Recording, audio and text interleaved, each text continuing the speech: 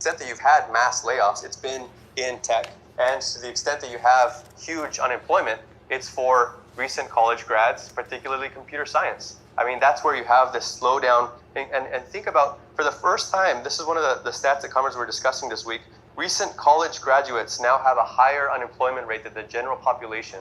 Recent college grads, those that spent years and tens of thousands of dollars to educate themselves and follow the rules with the hopes of doing something productive, society has no need for them and can't find a place for them. And they have they're the most desperate layer of society now. They're the ones that can't find a place to get plugged in with the market. What does that tell you about American capitalism? Can't find a role for them. I mean, large numbers of young, educated workers with no future and no prospects is an explosive ingredient. Wall Street Journal, 25% of people say they think they have a good chance of improving their standard of living. That's a record low since surveys started in 1987. More than 3/4 say they lack confidence that the next generation is going to live better. 70% of people say they believe the American dream, that if you work hard, you'll get ahead, no longer holds true or never did. That's the highest level in nearly 50 years of surveys. I think that's probably unprecedented. I mean, this is the result of all of these processes that we're talking about. I think one of the flammable ingredients in Indonesia was precisely having a large number of young, educated youth workers with no prospects and nothing to do. The comrades on the ground could see this coming. They were describing this at the World Congress, that you could see various symptoms, like job openings would attract thousands of people who would line up around the blocks. And they would have some of these jobs that would attract huge numbers were like street sweeper.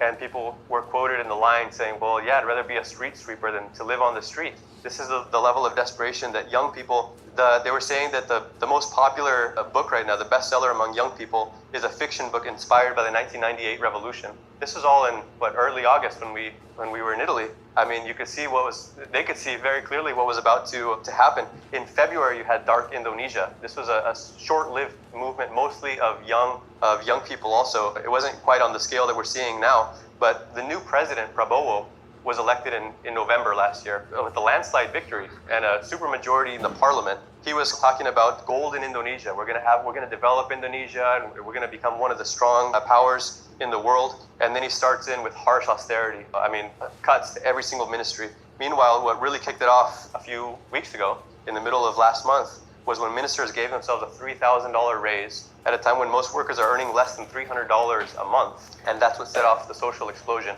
And then when you had this 21-year-old delivery driver, Afan Kurniawan, killed, being rammed by a tactical vehicle of the police, that's what really transformed the protest into a nationwide insurrection. I mean, there's no other word for what's happening right now. They're calling for the dissolution of parliament. Members of parliament are having their mansions raided and looted, stormed by protesters. One of these members of parliament, they put do you have anything to say about the protesters that are calling for the dissolution of parliament? And he says, yeah, I would say that they are the stupidest people on earth. And then he finds that his home is stormed by thousands of people who are live streaming themselves, taking a $600,000 watch out of his bedroom. I mean, this has happened to the finance minister of the country and to various other members of the state.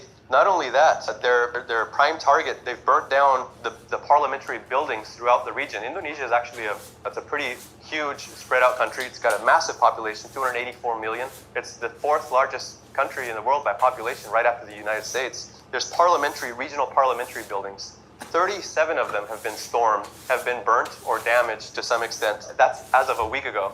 By now, maybe they've hit the 40. The protesters have burnt down not one police station, not 50, but hundreds of police. They've burnt them down across the country. I mean, what this shows you is that a revolution is unfolding. It doesn't have a leadership, but the slogan is dissolve parliament. Our small forces are putting forward a program calling for a general strike, bring the revolution into the factories, organize this as a force that has self-organization of the working class independent organization, workers' defense guards, and basically the comrades, what they're putting forward is the only way forward. The only way that this revolution could succeed is being communicated by our very limited forces. But of course, we don't have the comrades we don't have the numbers required to reach the masses with that message. I think the same thing, what's around the corner for France, these massive social explosions. What's needed, you could see that we're moving into a situation where people would be completely open to a revolutionary program.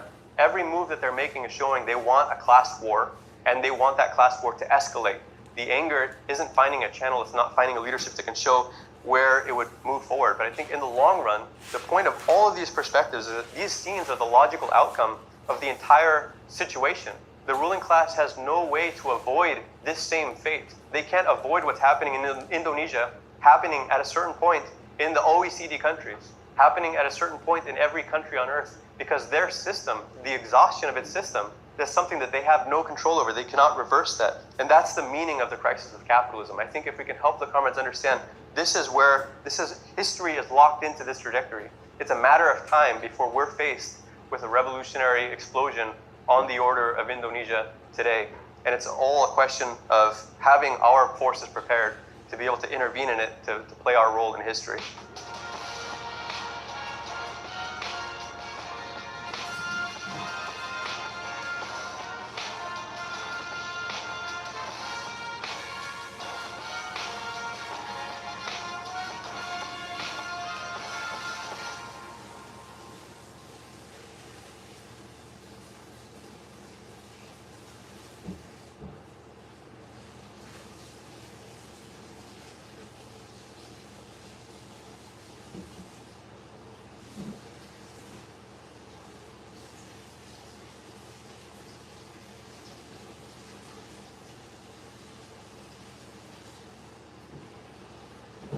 To the extent that you have huge unemployment, it's for recent college grads, particularly computer science. I mean, that's where you have this slowdown. For the first time, recent college graduates now have a higher unemployment rate than the general population. Recent college grads, those that spent years and tens of thousands of dollars to educate themselves and follow the rules with the hopes of doing something productive, society has no need for them and can't find a place for them. They're the most desperate layer of society now. They're the ones that can't find a place to get plugged in with the market. What does that tell you about American capitalism? Can't find a role for them. I mean, large numbers of young, educated workers with no future and no prospects is an explosive ingredient. The Democrats are at an all-time low, in their polling. The Wall Street Journal published a few weeks ago a poll finding that it was at a 35-year low, basically since their polling record, they started tracking it. But it's not because of just the party got too woke. And it's not just because of how uncharismatic Kamala and Biden were, or how badly they campaigned or anything like this. We have to understand that the fate that the Democratic Party has suffered is part of a global phenomenon that's throughout the West. All of these OECD countries where you have this picture of decline for the status quo, for the ruling institutions, for all the parties that governed in a very stable way. Think about how many of these countries had two-party systems. I started just looking just off the top of my head from a few of the UK, it was Tories and Labour for a long time. Your turn, then my turn, then your turn. Kick them out, then the others come in. In Spain, it was the PSOE and the PP on the right. In Germany, the SPD, CDU. In France, it was the Republicans and the Socialist Party. All of these, one after another, they all had a very stable arrangement, and they all entered into crisis roughly around the same time. When Trump and Sanders emerged on the scene in 2016, roughly that was the period where you had a disruption of all these two-party stable arrangements everywhere. I would say in the U.S. you had the same thing. It just didn't lead to the creation at this point of a new party, except if you want to, in a sense, the Republican Party pre-Trump and the Republican Party, it did kind of lead to the creation of a new party within the form of the old, and the Democrats are in a total existential crisis of their own. So you've had this disruption everywhere. The common feature of all of these countries is that, there's this generalized hatred towards all the parties that ruled for a long time, and the only force that's capitalizing it is on the right. It's the right-wing populists. There was an article on Marxist.com recently about Japan having its own version of this, the Sanseitou is a right-wing populist party. Their slogan is, there's no party worth voting for, so we're going to build one from scratch. Not a bad slogan. And they had just 2.8 thousand members in 2020. Now they just got 9 million votes in the upper house in Japan. One of their other slogans is Japan First. They're capitalizing on discontent, on anger against immigrants in Japan, and their base is basically youth and young men. I mean, this is a very similar situation all throughout, and this is one of the OECD countries. This means that the establishment is on the defensive all throughout the West. And it's just like with the Democrats, and Trump calls them the deep state, but the average human material that filled the federal bureaucracy was on this side, was born of this kind of outlook. You can call them the neocons. When Trump came around, they looked at him like a threatening foreign object that was out of his element, that didn't belong, and they tried everything to do to paralyze him. and to stop them. I mean, this Russiagate thing, if anyone listens to The Daily, there's some episodes of The Daily, of the New York Times podcast, that are just insufferable, but this Russiagate one, they were treating it like Trump is just coming up with this baseless hoax that the Russian collusion in the 2016 election wasn't real. And now Trump's using this, he's weaponizing this to go against Obama officials. It was not real. What did Russia do in 2016? Having chatbots, as J.D. Vance said at the Munich Security Conference, having some chatbots and social media posts, if that's what brings down your election, what does that tell you about the strength of your democracy? That's what Russia did in 2016, like chatbots and comments on social media. Is that what made the Democrats so unpopular? Is that what tanked Hillary Clinton's chances in 2016? And yet, the CIA, FBI officials all came together and said, yes, we found very concerning evidence that Russia has helped Donald Trump to win this election. I mean, this whole thing was a manufactured hoax. So when you say that there's a civil war in the federal government, keep in mind who started this civil war. It was the establishment that took the first shots. And they're trying to do this all throughout Europe as well. I mean, sometimes they're just outright overturning elections, as in the case of Romania. In France, they managed to do to Le Pen what they hoped they were going to be able to do with the Trump impeachments. They get her on a technicality, and now she's barred from running. But none of these moves have done anything to stabilize, to bring back stability for them. None of them have helped improve the appeal of the status quo of all these hated parties. And so in each of these countries, in Germany, the AfD is the most popular party now. The Rally in France is still leading the polls. Farage, Reform UK, is still leading. In each of these parties, this is the one force that is tapping systematically into that discontent. I would say also that the troubles facing the European ruling class have really only started.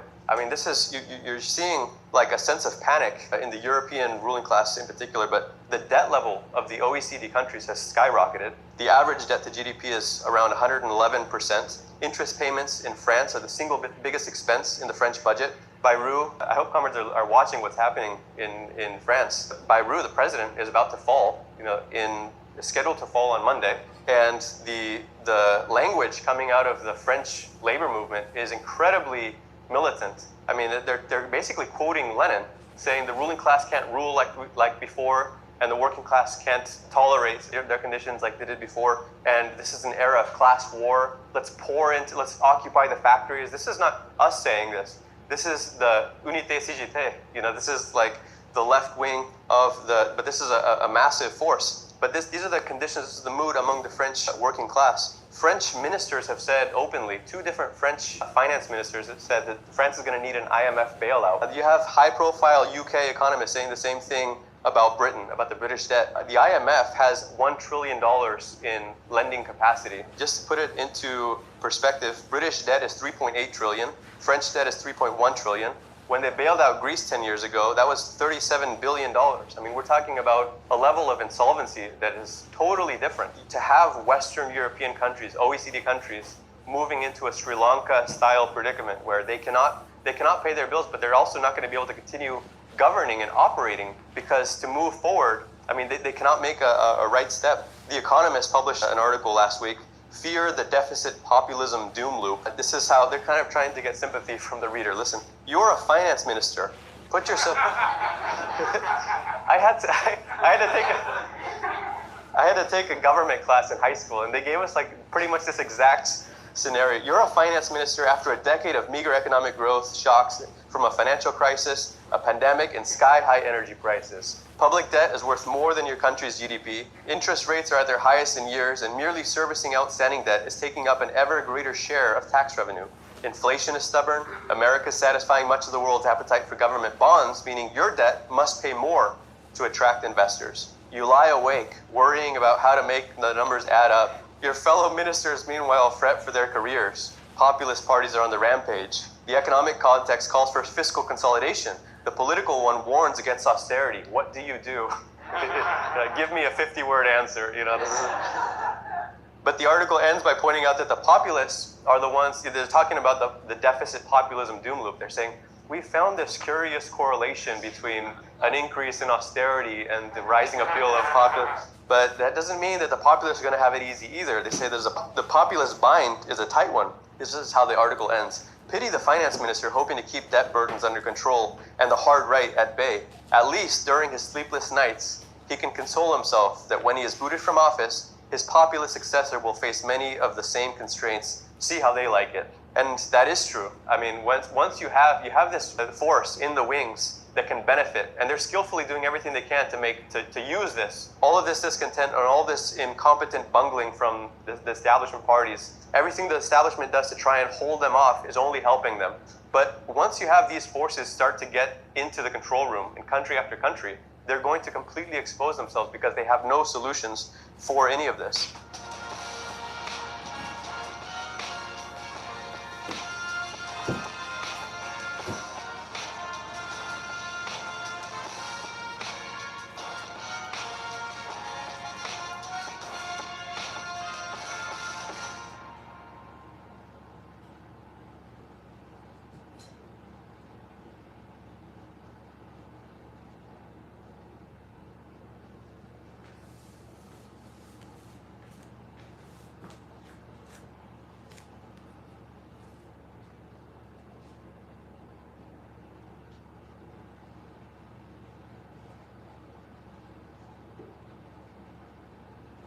Means in simple terms is that every single worker on Earth would have to work for an entire year without getting paid to try and pay back all of this debt. It's impossible.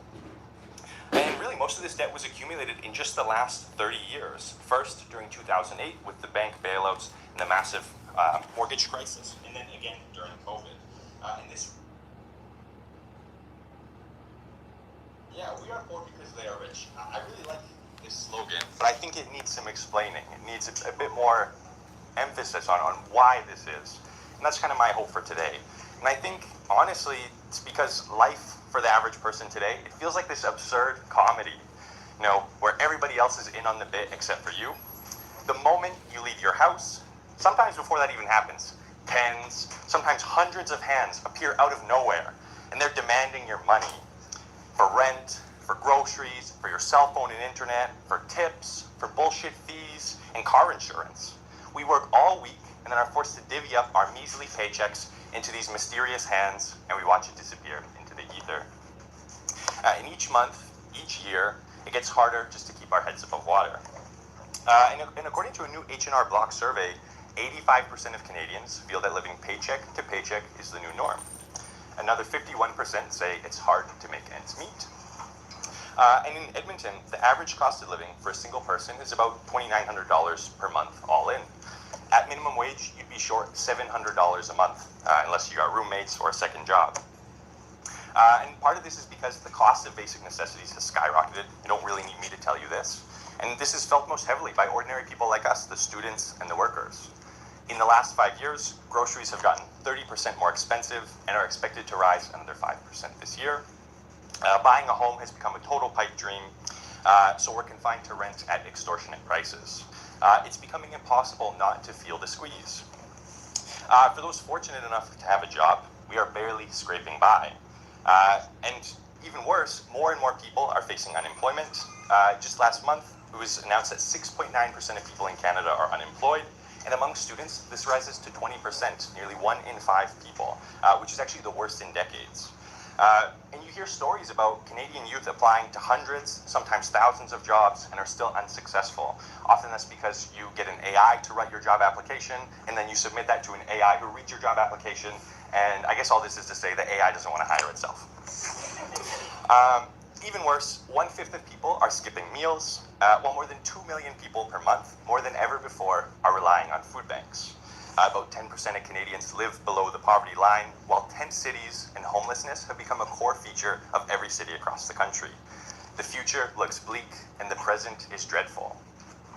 And so I think facing all of this, it's obvious that something has gone wrong. Millions of ordinary people are struggling and suffering just to survive. Meanwhile, the rich live in lavish luxury. There are so many stories about people like Bezos spending unfathomable amounts of money on ridiculous bullshit like yachts and stuff. First, there was the infamous all-female spaceflight, where for 10 minutes, millionaire and billionaire women, including noted astrophysicist Katy Perry, went on a casual space jaunt. And while the exact cost wasn't made public, space tourism, even for suborbital flights, where they don't actually break out of the atmosphere, like Dr. Perry's, cost tens of millions of dollars. And even worse, those 10 minutes in space made more pollution than the poorest 1 billion people will in their entire lifetimes. And not content with demonstrating that the billionaires love burning money just for the fuck of it, Bezos then rented out Venice for 3 days for his wedding in June. It's estimated that the wedding cost $60 million. That's actually the equivalent of 37 Amazon warehouse workers' lifetime wages. But this is just a drop in the bucket of Bezos' multi-trillion-dollar empire. And really what we're seeing is that these billionaires are concentrating an enormous amount of wealth in their hands. The richest 1% made $42 million an hour last year. How much did you guys make? I see a lot of zeros, ones. I don't know how you made $1 an hour. Even worse, 4 new billionaires were being minted per week across the world. In Canada alone, billionaire wealth increased by $309 million per day.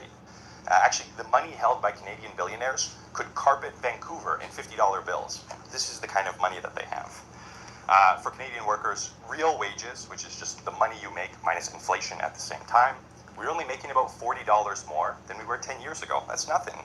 That barely gets you dinner these days. And since the 1980s, real wages have only grown 20%. That's $200 per week for the average worker over nearly 60 years. For the billionaires, however, things are a little bit nicer. In the last 40 years, their wealth increased by 20,000%, from $83 billion in 1987, when Forbes first started tracking billionaires, to a whopping $16.1 trillion this year. I had a hard time trying to figure out how to show everybody this amount of wealth. I found that there's this website where you can scroll, and actually, if you just let your computer scroll, it will take an hour to get through all of the billionaires' wealth, if $1 million is 1 pixel. But the actual closest number I found was $16 trillion is about the same amount of dollars as a child has cells. I don't know what to say beyond that. The rich keep getting richer, and this gap is growing wider. But like I said at the beginning, the point of today isn't just to tell you how bad this system is. That we are poor because they are rich is indisputable. Everybody knows that the system is built to enrich the wealthy and the powerful. There's this deep anger and a real hatred of the status quo. But if we want to convince people of the need to overthrow capitalism, we have to go beyond moral arguments. And really, all of the lies about hard work, taking risks, or creating jobs that we hear are illusions that obscure the realities of the system. We need to explain that capitalism is built on the exploitation of the workers. And more importantly, exploitation and inequality and the things that we see, they're not the result of cheating, force, or might. This inequality is the product of the laws and logic of the capitalist system itself. Once set in motion, this exploitation and inequality become an inevitable tendency, and it cannot be reformed away. And so despite the claims of the ruling class and their apologists here in the universities and their assholes in suits in the government, these laws have not existed for all eternity. Capitalism is just one of several modes of production in the history of human society. Even the division of society into different classes, slave and slave owner, lord and serf, now worker and capitalist, are relatively recent in this vast history of humanity. Before class society, humanity was organized into tribal communities where the means of production, basically the things we required to feed and clothe ourselves and ultimately survive, were held in common. And so I think this poses the question, how did these largely egalitarian societies where wealth was held in common and built on cooperation lead to this vicious cycle of inequality where the capitalists end up at the top? I think for those of us who were bold enough to ask the question to our unsuspecting parents, teachers, or professors, we're often told it's the product of human nature. And this means that some people are intelligent, they're risk takers and go-getters, while the rest are lazy and live beyond their means. And so because of this, the first type of person becomes wealthy, while the second are forced to sell their own skins to survive. And so the working class, we have to accept we're condemned to this lifetime of misery because our ancestors were frivolous and lazy. The poor are to blame for being poor. How many times have we heard that before? But the rise of capitalism and the capitalists was anything but peaceful or natural. It's a well-known fact that conquest, slavery, robbery, and murder played a central role in the establishment of capitalism. And so, I think we have to ask the question, what is capitalism? Capitalism revolves around commodity production, that is, to produce goods and services explicitly to sell them. Commodities existed before capitalism, but under this system, it becomes generalized and it infiltrates into every single aspect of life. But before capitalist relations emerged, things were not made explicitly to be sold. You can imagine a peasant living in feudal society. He might have produced more grain or cloth or tools than he needed himself. And so he could trade these things for other stuff that he didn't have. The key difference being that the peasant produced these things because they were useful to him. For the modern capitalist, they produce these items to sell them so that they can make a profit. Under capitalism, commodity production requires capital, which is really just money that makes more money. It's their factories, the lands, the tools, all of these things that the capitalists own. But not all money or wealth is necessarily capital, right? We've all got money here today, but I don't see any capitalists in the room. At least I hope not. And so what does it actually require? This transformation of money into capital, which is really the basis of capitalist relations, relies on a unique commodity, the commodity of labor power. And this commodity didn't emerge until a class of workers were born. And so therefore, for capitalist relations to take hold, not only is there a need for capitalists with their wealth accumulated through the conquest and plunder of the colonies, but it also demands turning the former serfs, peasants, and artisans into workers. It needed to strip them of their land and tools and turn them into a class of people who were deprived of everything. Previously, these things had guaranteed their existence for generations, but now they were left with nothing but their ability to work for somebody else. In England, for example, this occurred through the enclosure movement during the 15th and 16th century. And there was this widespread eviction of the peasants and the serfs from the farmlands. And their homesteads were destroyed, burned down, and people who resisted were murdered. And I think the question is why? They were displaced by the landlords in favor of sheep. Sheep. And this is because, at the time, there was an enormous demand for wool with the beginnings of the Industrial Revolution. And this meant it was far more profitable to have sheep occupy these lands than people. And in doing so, the poor common folk were displaced from the villages and forced into the arms of the early capitalists. They happily began exploiting this layer. And they even argued that these workers came to them looking for jobs of their own free will. And so just to give you a bit of an anecdote, Thomas More, a British lord who described this process happening in his famous book, Utopia, some of you might know it, and it illustrated the evils that were running rampant throughout 16th century Britain. And he says, it's a bit long, I apologize, but I think you'll like it. One covetous and insatiable cormorant, which is to mean the landlord, very plague of his native country may enclose many thousands acres of land together. The husbandmen be thrust out of their own, either by cunning and fraud, or by violence and oppression, or by wrongs and injuries, that they may be compelled to sell all, either by hook or crook. They must depart away, poor, silly, wretched souls, men, women, husbands, wives, children, and whole households.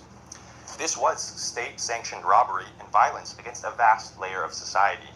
It turned formerly self-sufficient farmers into landless, destitute workers who were forced into the cities to get work. There, children as young as 5 or 6 were working the same shifts as adults in the mines and the factories. And the result was generations of working-class children who received little to no education, were paid starvation wages, given horrible diseases and early deaths in exchange. Why? Because children were cheaper to employ than men and women. Children could also be more easily bullied and beaten into submission by the bosses. For these working-class families, sending their children into the workplace was the only way to survive. This is the reality of capitalism's origins, and while the oppression has been concealed since then, it is no less exploitative or real. And I think this is important because today, the capitalist politicians and academics, they have no hesitations about labeling Marxists as these bloodthirsty maniacs because we want revolutionary change in society. And they equate revolution with violence, murder, and anarchy. And yet, in the face of violence necessary to establish capitalism, they retain a stoical peace of mind, to quote Marx. And while accusing us, these apologists of capitalism forget their very own violent past. And so by the time of the 17th and the 18th century, the capitalist class had become economically dominant across several European countries, but they were hemmed in by the feudal aristocracy and monarchy. Their heavy taxation and unproductive spending on luxuries had become an obstacle to the development of society and production. And this produced the bourgeois revolutions in England during the 1640s and the Great French Revolution of 1789.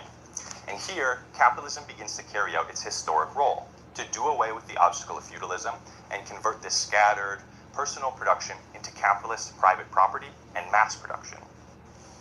And since its establishment in Europe, it spread across the globe and became the dominant mode of production on Earth. And like all modes of production, from slave societies to feudalism and capitalism today, they come onto the scene of history as a necessary part of humanity's development.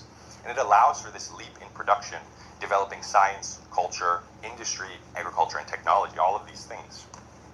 But then once established, the laws of capitalist competition act to concentrate and centralize these productive forces in society. It leads to the creation of monopolies and the multinational corporations that we see that dominate every single aspect of our lives. This production for self-consumption is done away with, a strict division of labor is implemented, the economies of each country are brought together in the world market with supply chains that span the entire globe. And all of this is done for the sake of increased efficiency and productivity, which is ultimately to increase profits. And this reinvestment of money back into production as capital is what allowed this system to displace feudalism in the first place. But now this is all being turned on its head as capitalism begins to drag society backwards.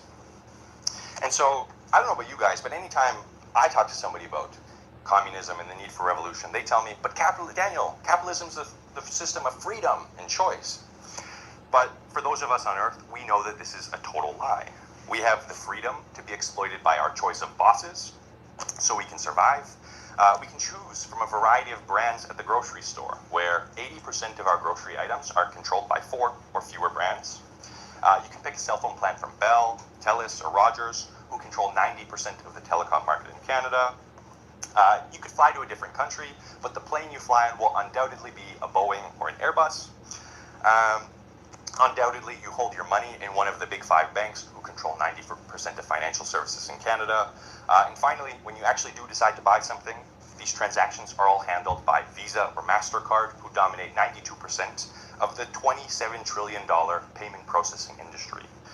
Even in death, the monopolies will happily bury you 6 feet under, where 82% of coffins are made by one of 2 firms.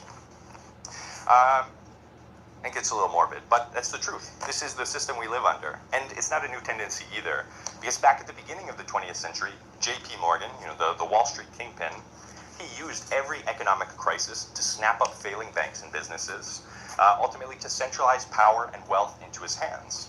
More recently, J.P. Morgan Chase, yes, the same one, bought up several more banks. They got Chase in the meantime. Then they bought Credit Suisse after the collapse of the Silicon Valley Bank a couple of years ago. And now today, J.P. Morgan Chase controls $3.5 trillion in assets around the world. That sounds like a big number until you compare it to BlackRock, the world's largest investment firm, who controls more than $11 trillion in investments. Capitalism is built on the rich getting richer. And Lenin recognized this tendency of capitalism towards monopolies, and he wrote his famous book, Imperialism, the Highest Stage of Capitalism, right at the same time. Lenin explains that the logic of capitalism made these monopolies inevitable. And this is echoed by a famous saying, I think is very popular in computer science, that a system does what it is intended to do. And so why should we expect different results when the chase for profit motivates everything? And yes, strictly speaking, I know if anybody took an Econ 101 class this week, you know that in bourgeois economics they call these duopolies or oligopolies. But what difference does it make in reality? The big banks have consolidated so much power and money that they direct investment around the economy. They own controlling shares of many major corporations. Actually, there was a study that showed that these gigantic asset managers, like BlackRock, engage in what the study called horizontal shareholding, which is where they control significant stakes in competing companies within the same industry. Which, said more simply, is that even when there's this illusion of competition within a sector, it is likely that a small group of billionaires and bankers are pulling the strings behind the scenes. Where's the billionaires and bankers behind the scenes there? And so yeah, this is no conspiracy, but an objective fact that is recognized by millions of people. The rich work together to keep themselves at the top. And so yeah, I think sometimes you'll hear again that this isn't capitalism anymore. So are we sure this is still capitalism? We hear all kinds of arguments to defend this system as it is. We're told that small is beautiful, or that this isn't real capitalism anymore. Instead, we live under corporatism, crony capitalism, or a number of other weird and wonderful things. They argue that government intervention and corruption have created what we're witnessing. The truth is, capitalism means big. Big pharma, big oil, big tech, big AI. In sector after sector, thanks to these crises and downturns, the big win out and buy up the small through mergers and acquisitions, and it concentrates the market further. The corruption, the control over the government, and all the other controversies we see are a product of capitalism's laws. This economic power has provided the capitalist class with overwhelming political power. Profit rules the world. And so for these defenders of capitalism, their solution is to try and turn back time, to call for greater competition, for freer markets, or to try and break up the monopolies through antitrust laws and regulations. Or they call for protectionism and economic nationalism, make America great again, in the hope to fight back against these multinational corporations by buying local, buying Canadian, putting our elbows up, and promoting home industry. The truth is, all of these suggestions are completely utopian. Monopolies came into existence because they are more efficient and more productive, meaning profitable. They were the ones that organized production across the globe with this complex web of supply chains. Capitalism developed these connections precisely because they allowed for advancements in production. To try and disband these monopolies is to suggest returning to lower levels of economic development, basically making us poorer. There is no going back from here. Thank you.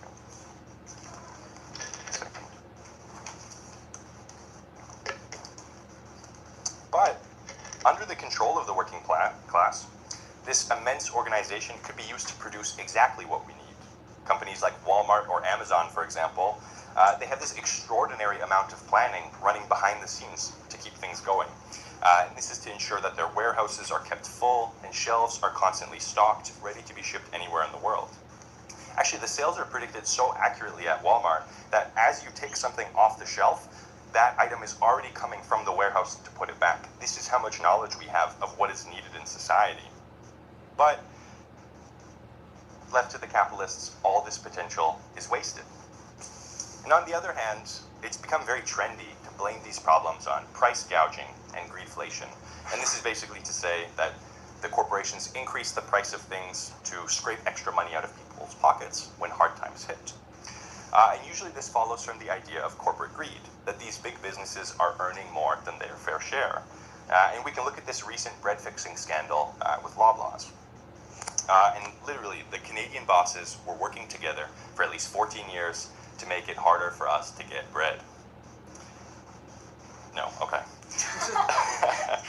Really, the gang of Loblaws, Sobeys, Metro, and Walmart were all working together to ensure bread stayed profitable. The price of bread rose by 96% compared to 45% for all other foods. And certainly, these monopolies profit from their position and work together to protect their bread. And it should be no shock that they are looking to screw us over for every single dollar. But according to the laws of capitalist competition, if they raise prices, a competitor should undercut them to take their share. And you actually hear this complaint from small business owners that they just can't pass on all of these extra costs from inflation and fuel and everything else onto their consumers without losing sales. If they do that, their customers will go to the big corporations who benefit from economies of scale and can offer these products more cheaply and actually take that loss if necessary. And what this does is it allows the multinationals and monopolies to make extra profits during times of crisis through price fixing and these backroom deals. But these extra profits ultimately draw other capitalists in, and it pushes the price back down to normal. So certainly, greedflation is a real phenomenon, but it doesn't really explain anything. In fact, it actually obscures reality, and it suggests that the system could be fixed by convincing the capitalists to be less greedy. The capitalists that have risen to the top, like Walmart, Apple, United Health, and Google, they got there by being more ruthless and cutthroat than the rest. They put bread, profits, above all else. But I think this forces us to ask, where do the profits actually come from under capitalism? And so we know that these capitalists have to sell their commodities to make profits, but that they generally can't sell them for more than they're worth. We buy and sell things that appear equal in value, but if this were true, then no profit would get made. So where is it? It's hiding in this special commodity that only the capitalists can purchase: our labor power, our ability to work. We as the working class sell our lives bit by bit to the capitalists, where we spend our days creating value for them. We are paid back wages, but these wages cannot be equal to the total value we create while we're at work. Otherwise, the capitalists wouldn't profit. And in fact, our wages represent the bare minimum to keep the average worker alive and coming back to work. And the only reason the capitalists can do this is because they own everything. What choice do we have under this system but to go to work each day to try and survive? But it doesn't have to be this way. A new system is clearly necessary, but it's crucial that we understand what we're up against. So this brings me to the ruling class, because under this system, the capitalists control everything about how and when production happens. They own everything, so they control everything. To protect such a system and to prevent the workers from fighting back, the capitalists have built a powerful state apparatus and its institutions, all designed to serve their interests. This state is the government, the laws, the army, police, and the justice system. These are the armed bodies of men defending capitalism. And we see this when a worker steps out of line and steals food to feed their family. They can expect fines, or they can go to jail. But if the billionaires steal piles of money through insider trading, fraud, or tax evasion, it usually goes unpunished. It's estimated that between $250 billion up to $1 trillion occurs due to white-collar crimes in the US alone. And at best, sometimes the most egregious crimes are punished, if only to maintain this illusion of equality before the law. And I think it's important to recognize that the state isn't something imposed onto society. It's not something that just came from nowhere. It's a product of class society itself. It's an admission that society, that humans living together, have been split into antagonistic classes that have competing economic interests that can't be reconciled. And so for this reason, the ruling class is compelled to have this kind of judge that's supposed to be neutral sitting at the top of society. And the fundamental truth is that every state must serve the interests of one class in society.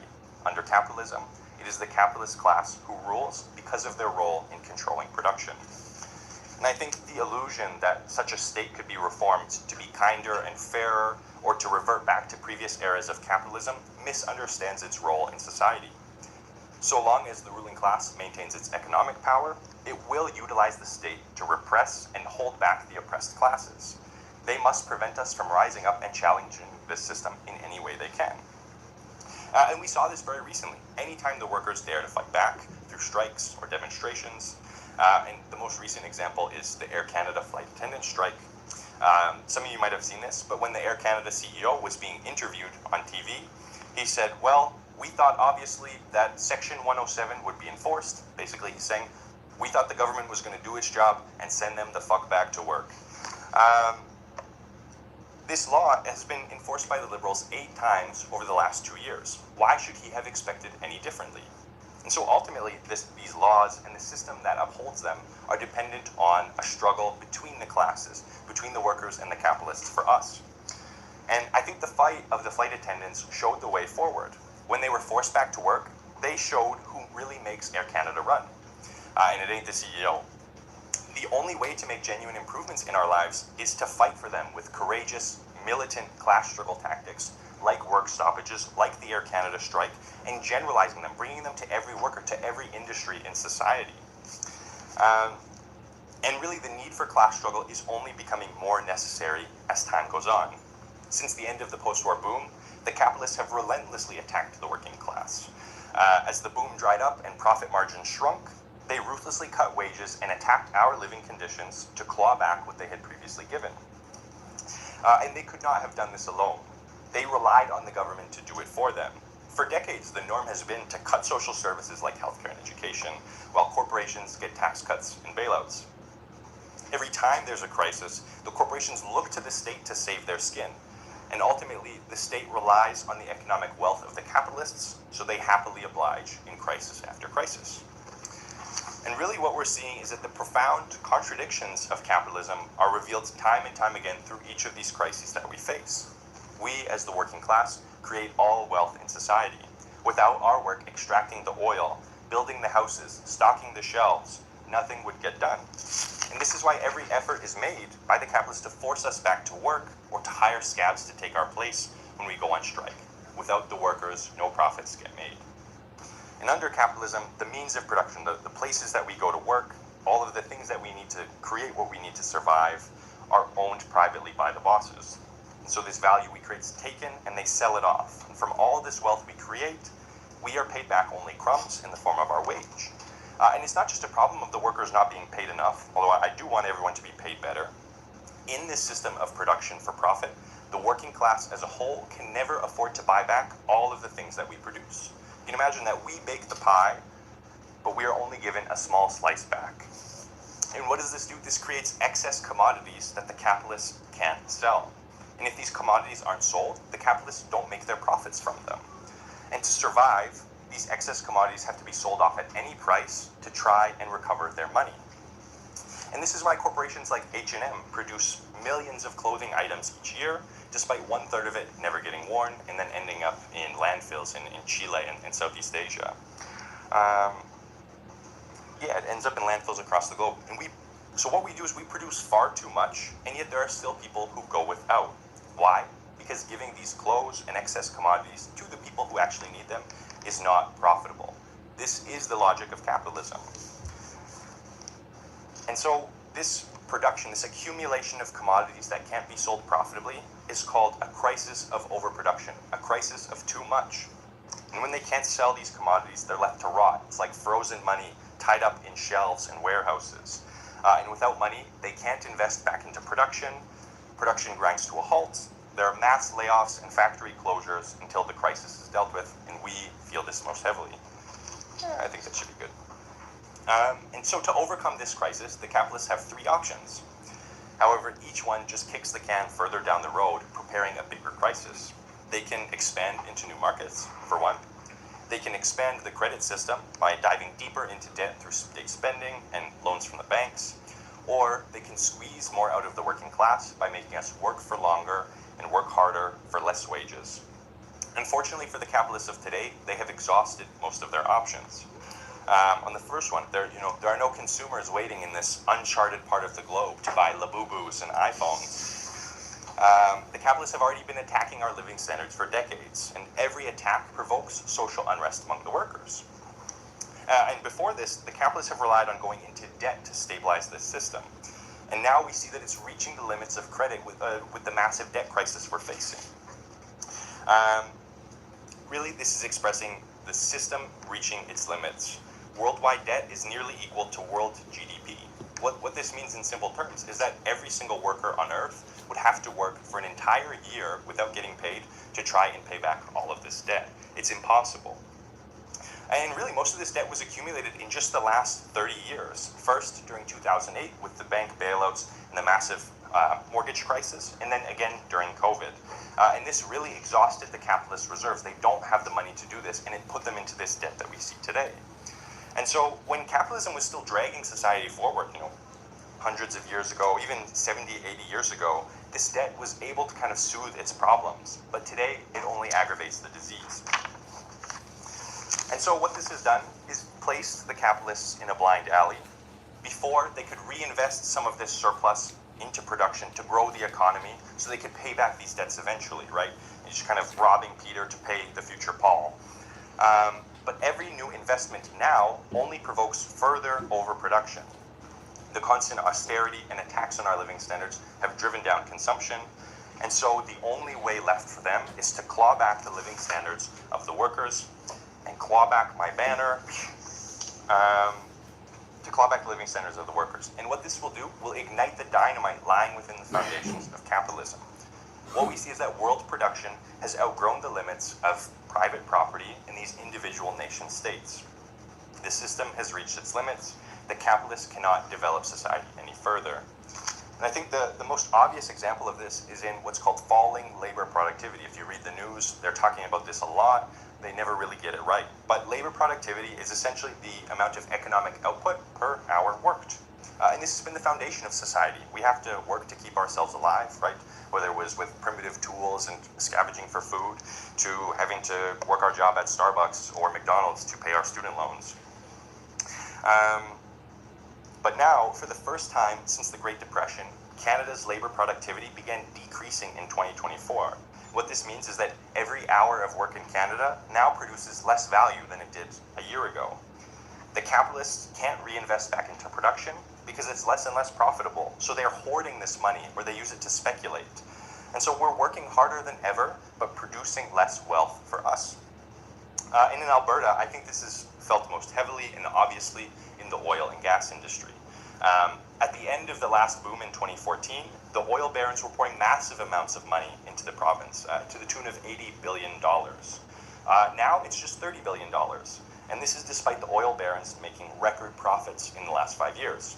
There has never been more oil wealth generated in Alberta, and yet none of this is resulting in better wages or jobs. All of this extra profit is going into stock buybacks and paying dividends. And similar stories are happening in most industries across the country and across the world. And so what we see is that in the hands of the billionaires, all the technology and industry and wealth of society are just a means to line the pockets of their friends, shareholders, and selves. And so this begs the question, what is the solution? And so as long as our labor continues to enrich the capitalists and not ourselves, their wealth will expand while we get poorer. And this is why the communists fight to end the capitalist system.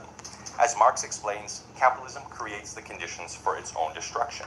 Every measure they take to overcome the current crisis only kicks the can further down the road. This relentless drive for profit means production has grown enormously. There's more than enough wealth to meet everyone's needs. Total wealth in Canada is equal to $19.1 trillion.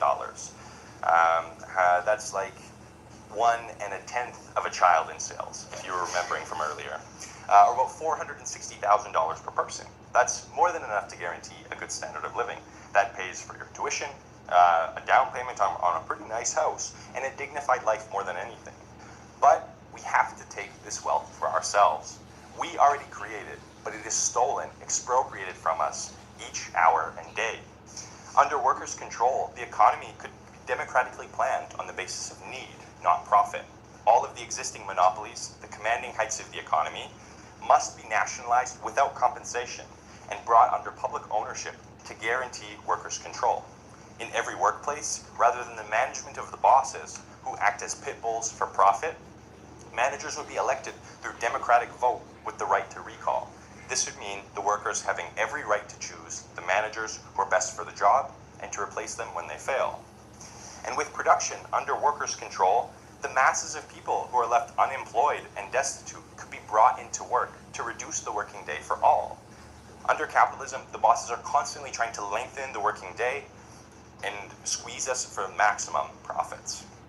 By utilizing all the technology combined with the massive strength of the working class, the working week could be reduced down to 20 hours immediately. Every further advancement of technology and industry under workers' control would reduce it further. And after all, once enough clothing, food, and homes, and all the goods that we need and like are produced, there's no reason to keep all these factories running unless it is for profit. And with significantly more free time, the workers would be free to spend their lives pursuing education, culture, hobbies, and personal development.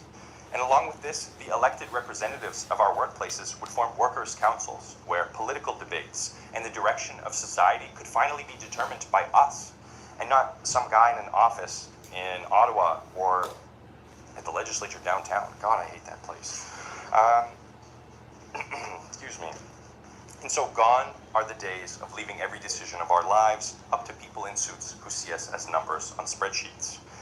And finally, an end could be put to this animal-like existence of humanity where we're forced to compete against each other for the scraps and crumbs that the capitalists leave us. The immense organization and planning that has been created by capitalism can be put under the collective ownership and conscious democratic control of the working class. But this transition will not happen automatically. As long as the capitalist system remains, the incredible potential of modern technology and planning will be squandered.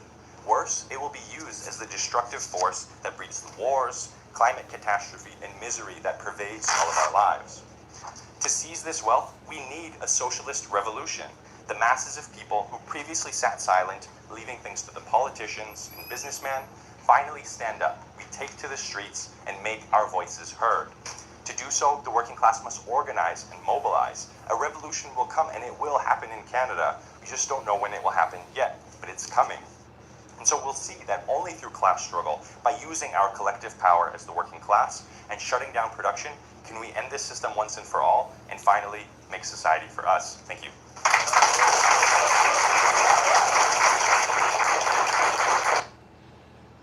On a global scale, capitalism has exhausted its potential to move humanity forward. But that doesn't mean that you can't have pockets of development. That stagnation isn't one homogeneous picture. You can still have areas where there's unevenness. And primarily what we see is stagnation in the West, the part of the world that used to dominate global capitalism. The fact that you have the most symptoms of stagnation and decline happening in the Western world, starting with the US, has huge implications for the radicalization that's producing our layer, millions of people that are drawing conclusions. But another way to kind of look at this sort of Western world, which feels like kind of a vague or fuzzy term, is the OECD countries. There's 38 of them. They're regarded as the high-income countries, the really developed countries. The OECD was a successor to the countries that received Marshall Aid in Europe. Originally, it was in 1948, it was the Organization for European Economic Cooperation. And then since then, it's expanded to include basically any other high-income country that's developed along with the rules of US imperialism. So it became the OECD in 1961 as countries that were committed to democracy and to market economies. This is the GDP growth, annual growth for the OECD members. Now you can see there was two catastrophic dips here.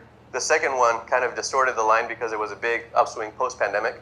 But the direction of the line, I hope, is pretty clear, that it's one where the growth rates in the 1960s were above 5%. Throughout the 60s, the average growth rate was 5.3% for the OECD countries. In the 70s, 3.6%. In the 80s, it dipped below 3%. It was 2.97%. In the 90s, 2.6%. I mean, continually, the average was falling. And since the 2000, last 25 years, it's been 1.8% average growth rate. The last 5 years, 1.7. I mean, it's really quite a linear decline in terms of the economy.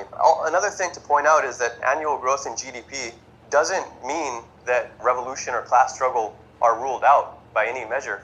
Indonesia has had a 5% annual GDP growth rate for a decade, far higher than anything in the West. And yet poverty has also grown since 2018 by 38%. It's not just like the rate of growth. What gave capitalism its justification was the development of the productive forces. The exploiters are extracting surplus value from the working class, but they're taking a portion of it and plowing it back into production.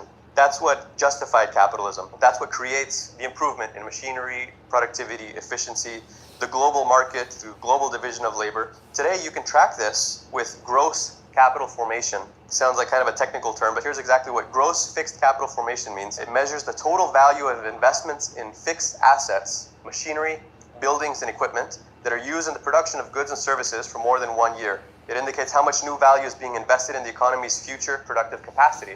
So it's actually a pretty accurate measure of precisely what we're talking about. Are the countries investing in the means of production? Well, here's the gross fixed capital formation of the OECD countries. This is since 1970. The last one was as well. But as you can see, a very clear downward trend. The share of the economy that's being invested back into production, creating jobs, creating more efficiency, has been in a steady decline for more than 50 years. Here's gross fixed capital formation in China. You can see it's almost a mirror opposite.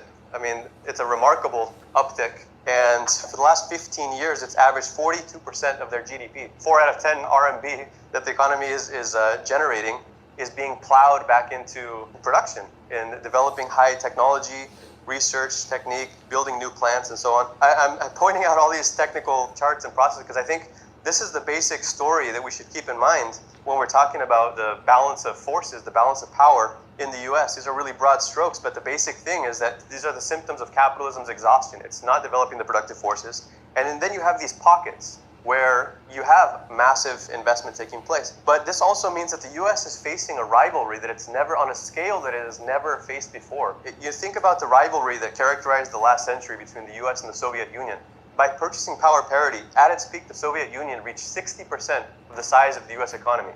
That's the highest it ever got. And with that, that was the existential rivalry that gripped the US ruling class and the Red Scare and their mortal threat. The whole fear behind the Cold War was there's this power that could challenge us. That was because they had reached a point of 60%.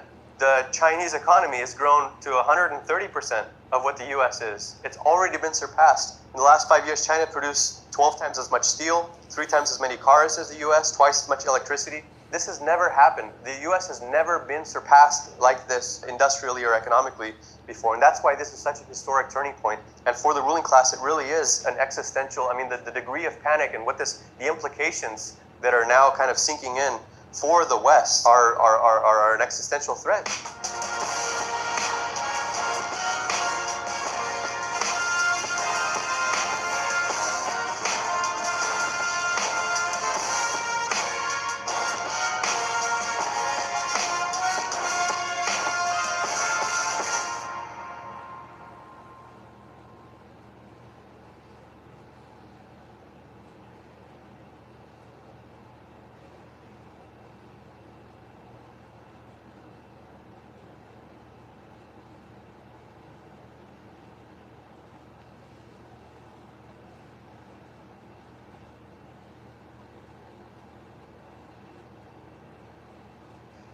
After the First World War, the famous phrase, "the world is on fire," was coined by Woodrow Wilson. Now, why did he say this? It's because the Bolsheviks had just taken power, German workers had helped lead to the defeat, to the end of the First World War, and the bourgeois were increasingly worried and terrified that revolution was knocking at their door, at the idea that revolutions were spreading. And if you think about it, that's not that far removed from what we're seeing today. Specifically, the idea of revolution spreading. Last summer in Bangladesh, for example, students led a revolution that caused the end of a hated regime. Around the same time, young people in Kenya were helping to lead a mass movement that had revolutionary implications. And over the last couple of weeks, we've seen again young people, or what's being described as the Gen Z revolution, taking place in countries like Nepal and Indonesia. And what we're seeing is young people literally setting parliament on fire. We're seeing young people at the forefront of struggles against inequality, corruption, state violence. So what we're saying is the world is on fire once again. And we want to discuss that. And to help me discuss that, I'm joined by Khalid, the London organiser of the RCP. Nice to be back. Nice to be back. Welcome to the World on Fire. Yeah. Or a World on Fire. A World on Fire. Yes. And a world to win. It seems like a very apt title for us to go for. Yeah. Given the circumstances, the moment in the world. And I think this is what this podcast should be there for, right? Yeah. The media cycle is broken. And so many people are just not engaged with the news. They don't even get their news that way. Yes, there was a study about this, or an article talking literally about news avoidance. Yes. It's at a record high. People just don't engage with the news. Yeah. And is it any surprise? Because it's always just doom and gloom. And I feel like the people that take this to heart the most are often those on the left. Yeah. That see just this bleak sea of reaction in front of them. And they think there's no possibility really for things to change. They've become incredibly pessimistic. And I think we've seen this especially in the last couple of years, especially as right populists have begun to top the polls in country after country, right? Yeah. We've seen it with the AFD doing very well in Germany, National Rally in France, Reform here in Britain. And there is this tendency sometimes on the left to just focus on the electoral front, right? The electoral plane. And say, well, the right are on the advance with all of their racist, divisive nonsense, and the left are nowhere to be found.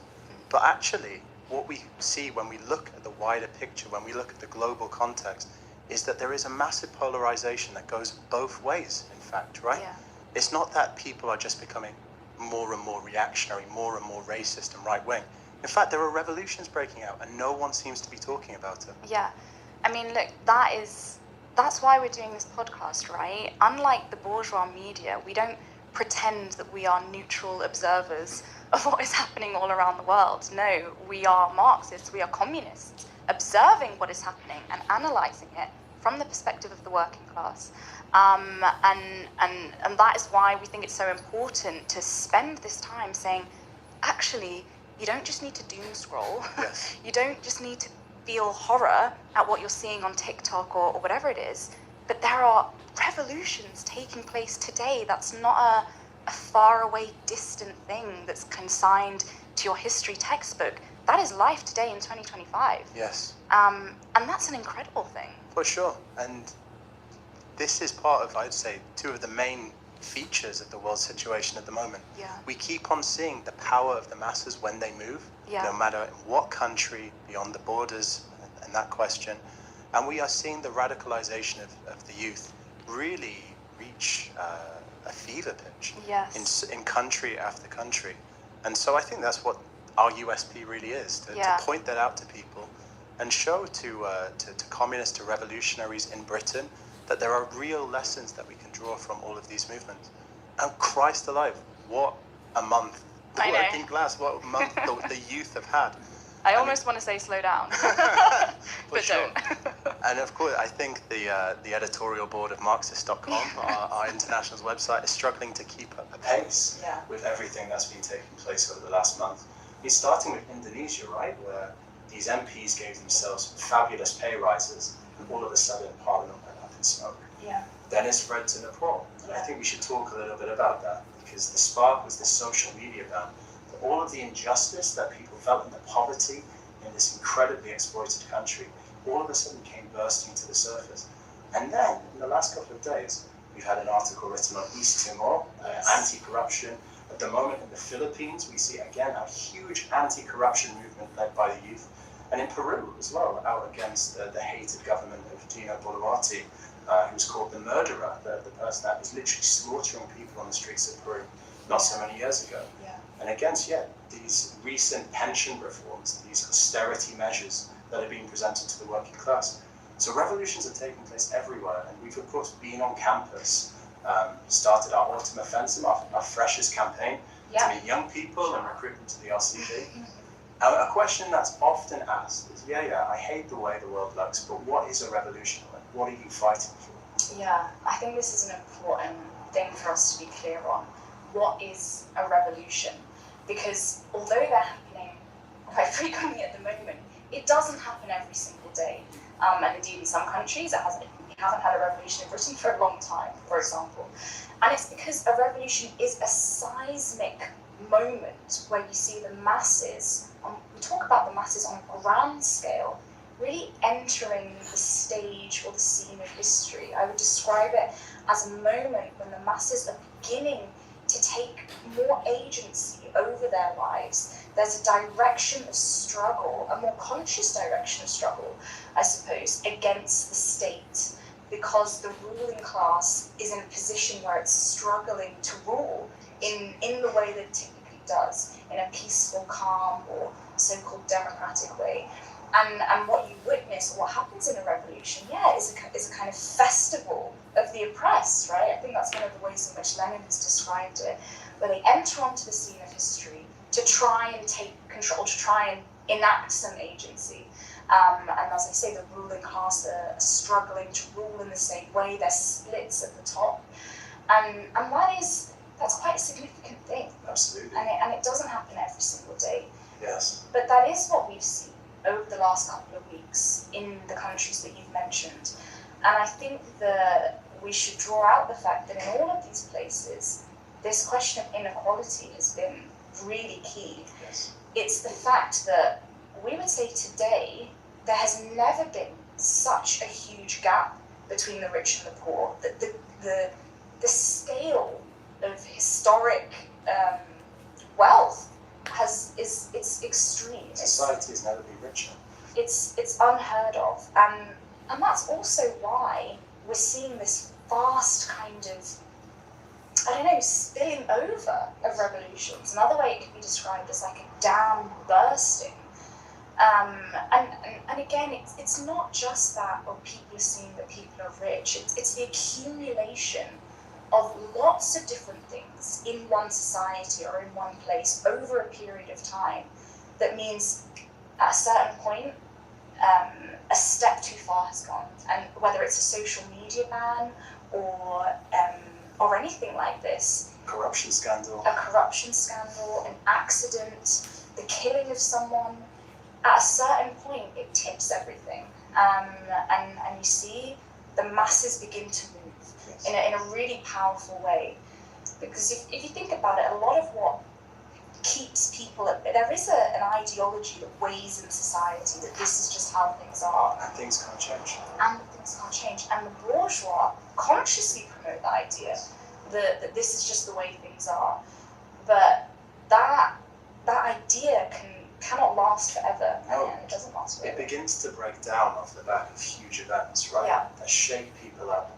And in revolutions, of course, people find their voice. Yeah. You know, this feeling of helplessness that ordinary people face. Like, why am I important? Why does it matter what I think, where I want society to go? What can I do? Yeah, that feeling of almost hopelessness in the future is overcome in such a quick space of time. Yeah. And consciousness develops leaps and bounds In hours. In hours, and that is extremely significant. And I think I like the analogy you used of a dam bursting. We often talk about these things as like a wildfire spreading as well, right? Yeah. And of course, that's what's led people to discuss this idea of a South Asian spring, right? Yes. Kind of reminiscent to the Arab Spring that took place 15 years ago. You remember at the time, people would say, as they're saying now, oh, it's caused by just outside agitators, or it's caused by the I don't know, social media, people glorifying violence and this kind of thing. In fact, what I think revolutions really show is that the situation has become unworkable for the masses, and the ruling class can't rule like it used to before. Yes. And so you see so many superficial analyses. It's because of this particular thing. Yeah. And if this wouldn't have happened, then maybe that it wouldn't have unfolded like this. But actually, when you look at a country like Nepal, and you see the dire poverty that people live in, the political instability that's racked the country. I mean, in one of the articles we released, it said that the remittances, so people sending money back home, make up something like 26% of Nepal's GDP. Yeah. And it's dominated by Indian imperialism. And this new guy who's now gone, who was very aloof, very arrogant, said, you guys should get off the streets, and you can't even think clearly. And then, of course, he's gone. They sent him packing, just like they did with Sheikh Hasina last year. She came to London. There's protests against that, of course. But it shows just how aloof and despised and detached this political elite are. And that, as you say, it's not one. You can't find one final cause for these things. It's an accumulation of the injustices that people face. And this spark, all of a sudden, just sets society ablaze. And I think this is really significant because this is what began in Indonesia as well, with the burning down of parliament, police stations. And what I think is such a common feature of this Gen Z revolution is a rejection of all political parties. All of you are rotten. Yes, all of you are rotten. Dissolve this house, you don't stand for us. And the youth have really been thrust into the forefront of all of this. Yeah, I think this is really important because, a while ago there was a lot of stuff in the media, and it's kind of still today. Actually, Boris Johnson was writing this weird column at the moment in the Daily Mail about how young people are really soft and they're scared to drink and they're scared to have sex and they're scared. It's all this really bizarre stuff, right? But it's just this idea that, Gen Z, they're just really soft people for some kind of, innate reason. But actually, one of the points that we make, it's not that Gen Z is soft or anything. It's actually what we're seeing is Gen Z is literally leading revolutions across the world. But more importantly than that, if you think about life, if you grew up in Nepal or Indonesia, or we'll come on to Britain later on, and you're 18, 19, 20, whatever it is, all you have seen is a corrupt parliament, injustice every single day, whether it's from the point of view of wages, of conditions, economic questions, or broader things like suddenly banning social media and cutting people off from their family and friends on the outside. I mean, this question of remittances is quite a serious one. That has a massive impact on people's lives in these countries. And so these people can only see those in power as one block Yes. who lie, and maybe some are slightly better than the other, but no matter what, life is terrible and it seems to be getting worse. And I don't trust any of you. So if you are a politician, you're probably a bad person. Yes. You're probably corrupt. You're probably saying one thing in an interview and then going home to a massive house. And why should I listen to you?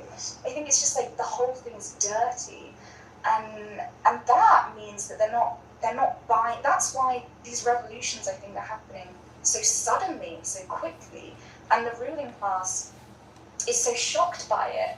You know, there's an arrogance to these people where they're used to this life of luxury and getting away with it. I mean, also this luxury of these politicians, they weren't hiding it. They were displaying it in the most grotesque way. I mean, there was these insane videos that you could see. Yes, of the son, I think, of the Prime Minister in Nepal, and he was posing next to a Christmas tree, which was, the ornaments on it were Louis Vuitton You can't make bags. it up. You can't make it up. It's extraordinary, and so it's gone too far. And so young people are, and because they're young and that's all they've seen, they're not bought in by any of the general rhetoric that the government might try to promote in a kind of vague nationalistic way, right? Yes, yeah. Unburdened by defeats from the past. Exactly. Stand to gain the most from entering into struggle. Exactly. And it goes back to something we say very often, that the youth is a very sensitive barometer for the moods in society. Yes. Because young people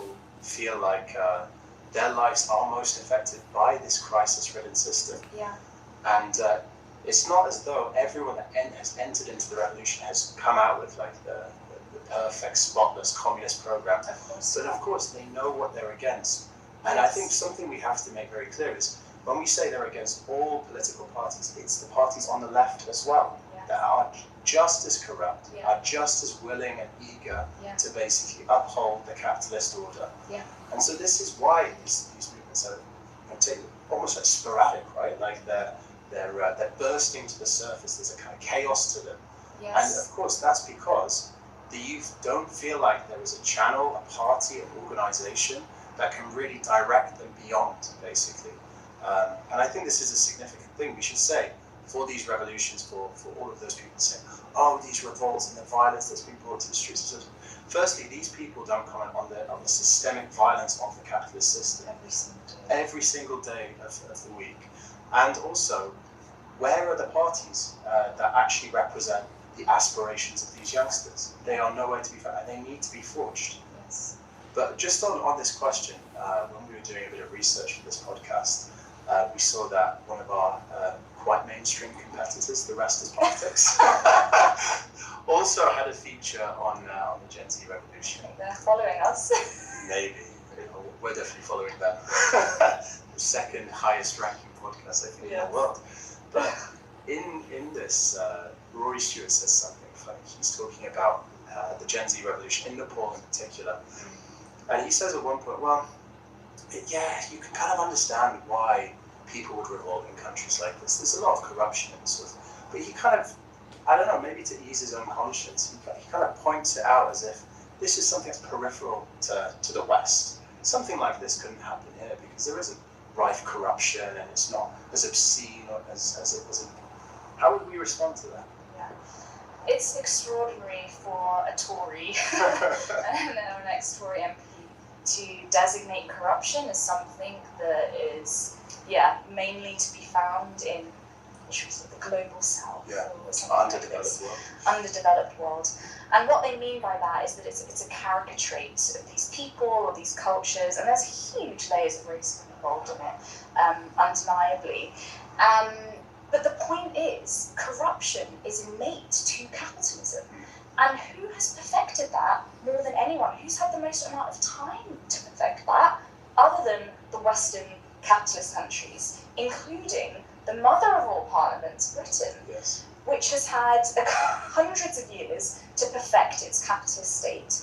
and legalize its corruption, in fact, in the form of various different lobby groups or different jobs systems. We talk about the revolving door that exists between government and then other jobs you can get in the state, which is ostensibly supposed to be removed, and all of this stuff.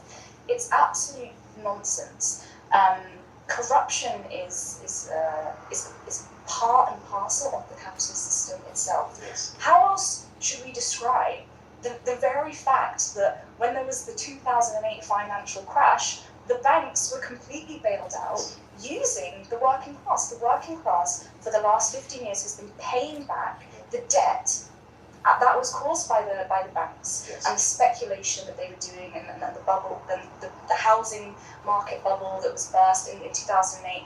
That was because of the capitalist system and the way in which it is run. And for Rory Stewart, who is, we should say, like, probably the most brilliant example of the arrogant, almost aristocratic kind of layer of the British establishment, to, just dismiss corruption as this terrible issue that, afflicts these poor countries and these poor people. You are corrupt, actually, and so is the mate who sits next to you, Alistair Campbell, every week in that podcast. That's right, and it's just the goal of a Tory MP that was sitting MP during, the pandemic, Absolutely. when the Tory government was doing what? Yeah. Handing out £1 billion deals to its mates. Yeah, Matt Hancock. I mean, this is what they did. They allowed all of the equipment and I've forgotten, was PPE, that's what it's called. PPE. All of the PPE, all of that stuff, life-saving, necessary, really important equipment that was needed. And how you would think this is such a serious issue that it should go through proper structures. Yes. No, I know a guy who I knew at uni. Yeah, who happens to be my neighbour. Who happens to be my neighbour. We'll give him, £1 billion contracts. It is, it's outrageous. But this is the ideology of the ruling class in the West. For sure, and also this idea that it couldn't spread to the West is absolute nonsense. When you think about the movements in the last year or so, right?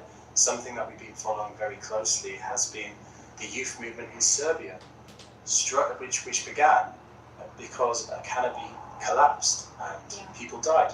And people could see straight away in Serbia that this was a result of corrupt politicians. You also saw with the railway, the railways going off the tracks, the rail disaster in Greece, a similar movement against, the corruption of high officials, the high authorities and stuff like this. Yeah. I mean, for Christ's sake, Grenfell has been a huge issue. I mean, if it were to take place today, a block of flats basically going up in smoke as a result of no safety precautions being taken, what would the response be? People would immediately look for someone to blame. How many people were charged for Grenfell? Exactly, none. And these people literally caused the death of 72 people, and no one has been charged. These people are criminals, and we show the anger at that time, and the anger now still, even in that community, is strong. And they call these people murderers, people who murdered for profit, and they know that. But if that happened, as you say again today, it would connect with this wider image, I think, that exists, which is that politicians are corrupt. And so, Rory Stewart and these people think it's a faraway thing, but we're looking at this, we're looking at Nepal and thinking, could this happen in Britain? Yes, we are. And I think if Starmer was to be honest with himself, when he looks across the channel, he shouldn't be worried about the small boats, but what the working class is doing on the streets of Paris right now. It's really fabulous to see the working class mobilize in such a strong way. And when you think about the French government, the French crisis, which is a similar sized economy to here in Britain, last December, Michel Barnier's government collapsed because he couldn't basically pass through a budget that had a whole host of measures to attack the working class. And his attitude at the time was just that, well, to hell with the next person that tries to do this. and to be frank, this is exactly the situation that what Francois Bayrou found himself in. Yeah. Again, he put forward a no confidence vote in himself. There was no confidence in the budget he was trying to pass. When you look at that budget, it's something like 43 billion euros worth of cuts. I think we said this last week, that the budget that Starmer is going to have to present to Parliament could be up to 50 billion pounds worth of cuts, right? And when you break it down, it means attacking basically all sections of the poor masses, retracting public holidays, which could never be popular, and so on and so forth. And yet the masses in France have responded to this with renewable strikes. You have radical sections of the unions talking about bringing the government down. Let's block everything. Let's block everything is what they're saying. They're saying this is class war, and we need to be fighting on the streets. And the last thing I read was that 1 million people were out on the streets, and they don't want a change of the top brass.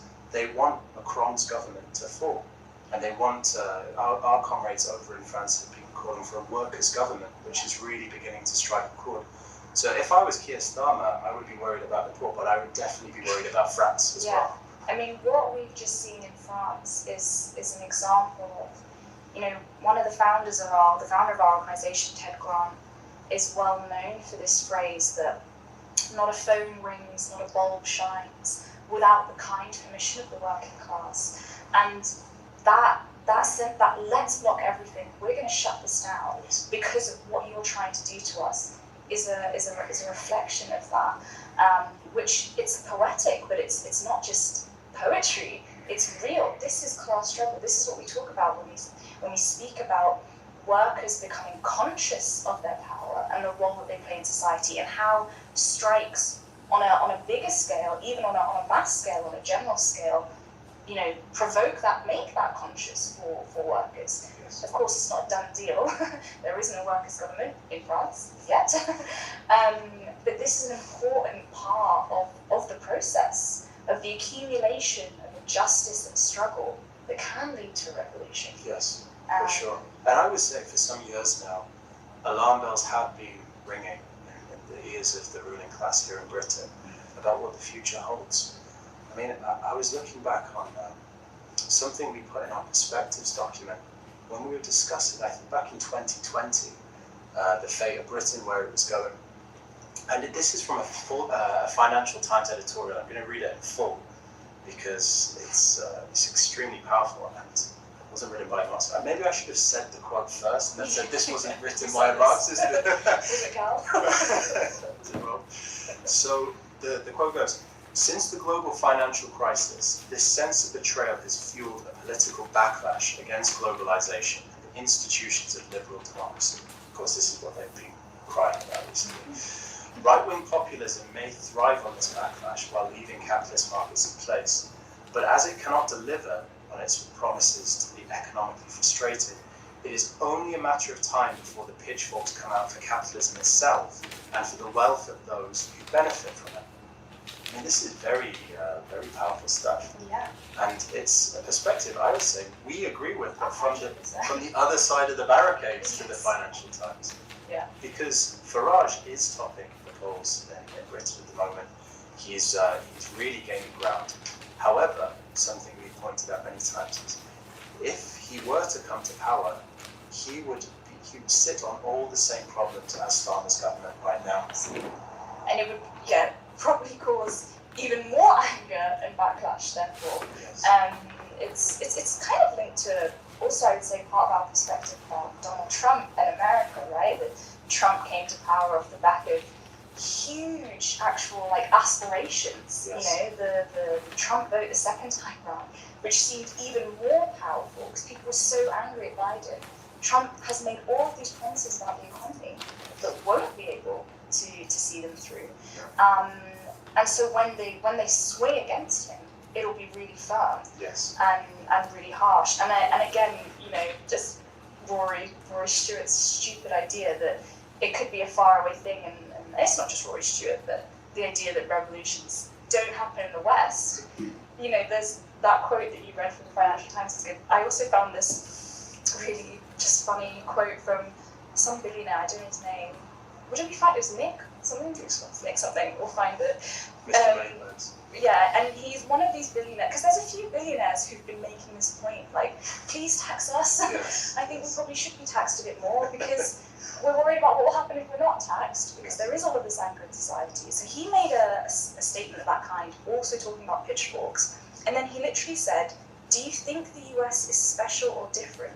You're wrong. No nation is immune. Just ask the Russian Tsars or the French aristocracy. Yeah. So, I mean, some of these people can see what's coming. For sure. And actually, And they should be worried. yes, we're shooting this in London 2 years ago at the Savoy Hotel, which is very close to KCL, where we have Communist Society. There was a meeting of this group, I think, called the Patriotic Millionaires.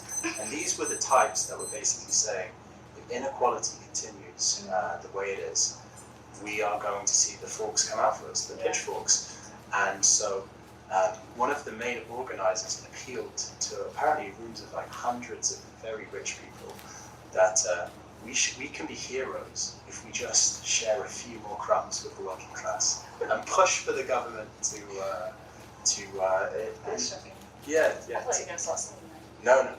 Push for the government to do a wealth tax. I think that's the thing that they were after. So yeah, this question about whether or not we can see it in Britain. I mean, this is what the bourgeois are saying. This is what millionaires are fearful of. So this idea that this is actually for a land far away is kind of ridiculous. And especially to come back to a point we started this podcast on, of like the radicalization of the youth. There's been lots of polling coming out recently that has commented on just how extreme this radicalization has got. And I think a lot of people will be wondering, well, why is that the case? Yeah, I mean, we have definitely referenced this a few times, but we should do it again. Which is the polling, I would say, also about communism specifically is worth mentioning. I mean, I think it's 32% of 18 to 24-year-olds view communism favorably. It actually gets higher for the age bracket above. It's 40% of 24 to 32-year-olds, something like that. Millennial revolution. Like upper end. Gen Z. It's not as, yeah. And that is something that we literally are coming across every day through the Freshers campaign, which we can come on to talk about. But more broadly, no one can deny the fact that young people are very politicized, and a whole layer of it is to the left. And it is because of what we were saying earlier. But you think about these young people in Nepal, I said, they hate politicians because they're corrupt, because they have a lot of money, and because their life is so detached from what they experience. Yes. That is what young people in Britain experience every single day as well. Yes. And there's this added layer, I think, that exists in the West of this idea that we are told that if you grow up, you go to school, you go to university, you get a degree, you get a job, that's the trade-off then for have a house, have a family, and live your life. But now people are finding that they can do all of that stuff and actually, no, they can't afford a house, they can't afford a family, there's no such thing as stability, and they can't even get a job. Yes. I mean, one of the issues in Nepal was youth unemployment, which was particularly high in Nepal. I think it was at 20%, Yeah, 20%. which is very extreme. But youth unemployment is getting really high in Britain as well. Some of the stats say it's at 12%. Yes. And even, we should say, with all of these statistics, part of it is probably covered up and not reported on properly or effectively in the economy, which is a conscious tactic from the point of view of the ruling class. But I'm sure everyone listening to this will know anecdotally, it is extremely hard to get a job these days. Oh, for sure. After you've graduated, not just in the degree that you've studied, but any job. Yes, yeah. And you can find this in the press. Yeah, the bourgeois media have reported on this. Yeah, I was reading an article before by the Times, and the title was "Inside the Hellish Job Markets Where Applicants Face 140 to 1 Odds." And in this, it was talking, this was a stat from the Institute of Student Employers. The average employer receives, 140 applications per role. And there was a quote from a guy who I think had a quite well-to-do job before getting sacked or something like this, in his late 30s now. So he was a graduate around the time of the 2008 financial crash. And he said in his own words, it's harder to get a job now than it was back then. Yeah. He was talking about all of like the bureaucratic hoops you have to jump through, and even just the process of like interviewing at the moment, So right? dehumanizing. Yeah, I think he was saying like for kind of I don't know, city jobs 15 years ago, so like the things that grads would basically be sucked up into doing. Yeah. It was kind of standard for you to do 3 interviews, which seems kind of excessive. But now it's Yeah. drawn out long processes where, if for instance you're working a job, you can't really be discreet with your employer if you're Yeah. trying, I don't know, trialing for something for 2 months Yeah. in order to be one of 100 going for it. And when I was thinking about this section, I was thinking about something we recently published in our paper. It was a letter by one of our supporters, or maybe one of our members, and it was called "The Milestones We Can't Afford." And I just wanted to read from it because I think it really well summarizes a mood of a lot of people at the moment. And they're basically talking about how difficult it is to plan for a family, how difficult it is to have any security of housing. And they wrote to us, "No wonder so many people dread the idea of bringing a child into this chaos. More and more, we're being forced to sacrifice our futures just to survive the present. Yet right-wing rags like The Telegraph and The Spectator love to call our generation entitled, selfish, lazy, while we work some of the longest hours in the developed world. And for what? If not to build a stable, secure life, then who exactly are we doing this all for?" I think that summarizes it perfectly, right? That this mood that is developing in society, that doesn't always find the clearest expression, but it's kind of an up versus down mood, an us versus them mood that is really beginning to grasp the minds of millions of people. Definitely. And people lacking a decent future, lacking decent prospects. And I think we can comment on the economic situation, the cost of living crisis, the inability to plan for a family. But it's not just economic issues that are affecting and radicalizing young people. I mean, Christ alive, let's start with Palestine, right? Yes. I'm guessing you saw Starmer's video over the weekend, Yeah. the recognition of a Palestinian state. I mean, this grotesque video after it was kind of, dangled over, the Palestinians a couple of months ago, not even that long ago actually, when Starmer said, okay, we will recognize Palestine if Israel keeps doing what it's doing as a kind of attack against Netanyahu. Yes, yeah. I mean, I think this video has just enraged a whole layer of people. One, because what use is it for Starmer to come out, or Britain to come out and recognize Palestine when it is continuing to be a part of its destruction? Yes. Every single day?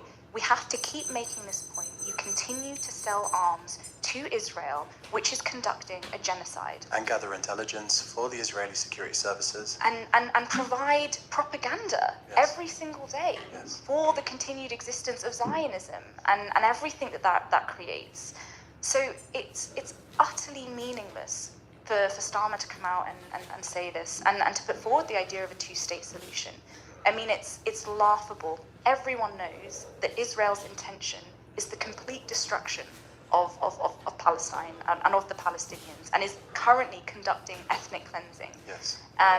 There is no Palestine so long as Israel maintains itself, right? Yes. On this basis, and so it's totally meaningless. But not just that.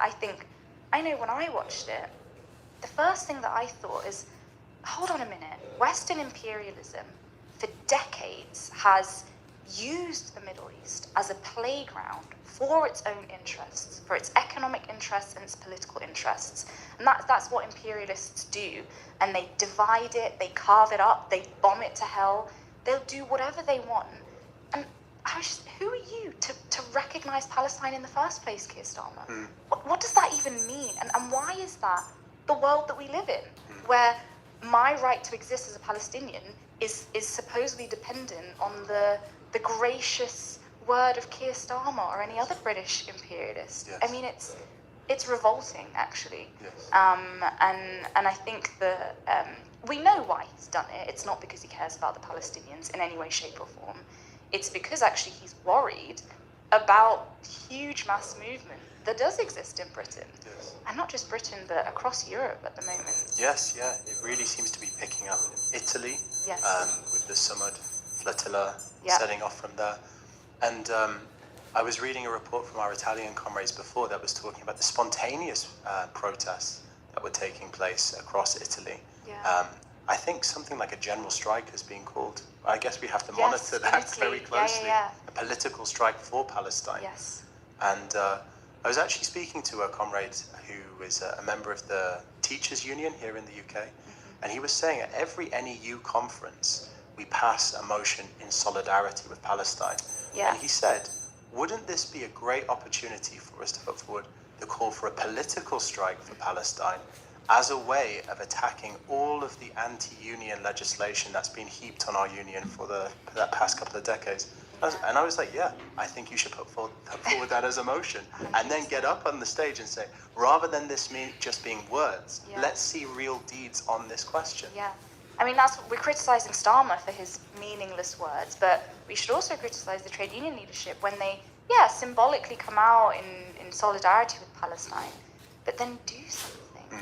Use not just your authority, but your actual ability to organize workers in a way that could make a real statement. And then Starmer will be really, Starmer is scared just of the back of, in the main, mass protests, Yes. but also, we should say, obviously, direct action and the support that people have, for example, for Palestine Action, which has become a proscribed terrorist organization, according to Starmer. But there's continued, I think there's another protest coming up soon, actually, Yes. where people will once again probably be arrested in order to protest that prescription. Yes. But yeah, this is the point.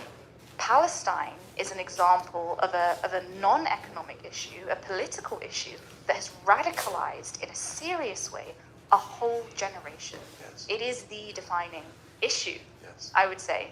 And just on this note about the kind of class issues that are being brought out at the moment, and this feeling of people being left behind. I'm sure you saw over the weekend the pictures of the pomp and ceremony of the Oh royal my pageant God. show of Trump and King Charles. Yeah. Do you have any comments on this? I think that, look, those images of the gold dripping from the walls to the tables to the plates to the forks, the literal crowns on the head of Kate and William, it is precisely this that can cause revolutions. It's the grotesque display of wealth, whilst on the one hand, we've got the abject horror of the Palestinians who are being starved to death, Yes. but also in this country, Yes. people are dying every single day as a result of austerity. Yes. And that is not an exaggeration. That is the conditions that people are being forced into. Food bank usage, all of this is going up. And these are the people that rule over us. It's extraordinary. It's extraordinary that they think they can continue to get away with Yes. that kind of thing. Yes, yeah. And these are the images in the history books that will be chapters of the accumulated process of the revolution in Britain. For sure. It actually reminds me of a whole chapter Trotsky spends talking about the Romanovs in the Yeah. history of the Russian Revolution. Yeah. And he talks about how aloof and detached they had become, and all of these palace intrigues and Yeah. squabbles at the top. Yeah. At a time where more and more people could begin to see through their rule, right? Yeah. See the deception right there in front of their eyes, and were beginning to move.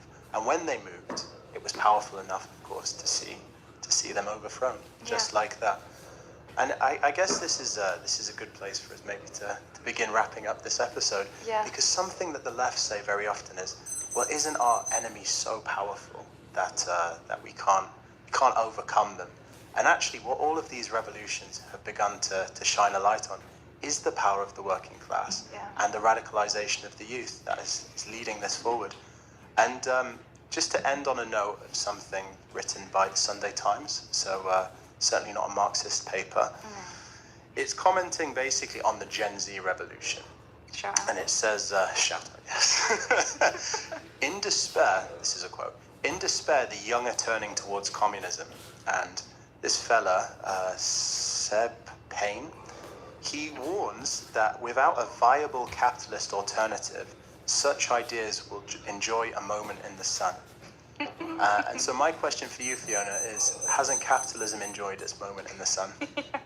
Absolutely. I mean, the sun is shining on the communists, I think, now. And that is what we have experienced. We've begun our freshers offensive, if you want to call it that, which is the RCP.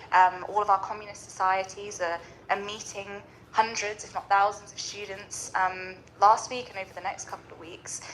And if you think about everything we've spoken about today, you imagine a young person, you're scrolling on TikTok and you're seeing, you know, horrific images from Palestine. Then you're seeing an image from this banquet, this palace with Trump and Starmer. Then you're seeing Starmer recognize Palestine, and then you're seeing a revolution in Nepal, and then you're trying to apply for all of that is happening all at once for this generation. And for some of them, they are already conscious that actually it's the system as a whole that is to blame. It is the fault of the profit motive, this excess of wealth and money at the top of society. Meanwhile, the rest of us have nothing. And in that environment, we are finding that people are yet directly looking to communism. Yes. Because their idea of communism is whatever the opposite of capitalism is, right? And it's something radical and something in the interests of the majority of people. And so we're meeting all of these people who come towards us. They're not all full-fledged, like, you know, communists. They've read every book that Marx, Engels, Lenin, or Trotsky have ever written. Although I should say, some of them have already begun to read Marx. Yes. But they're coming to us going, yes, communism. I think I'm a communist. These are my questions. Yeah. Can you answer them? And so that's why we are literally speaking this week on this topic, why you should be a communist. Yes. I'm going to be Queen Mary's. speaking at Queen Queen Mary. Mary's. You're speaking at UCL this week. It's the same night, so Yes. we'll see who's better. Or we won't. But yeah, or we won't.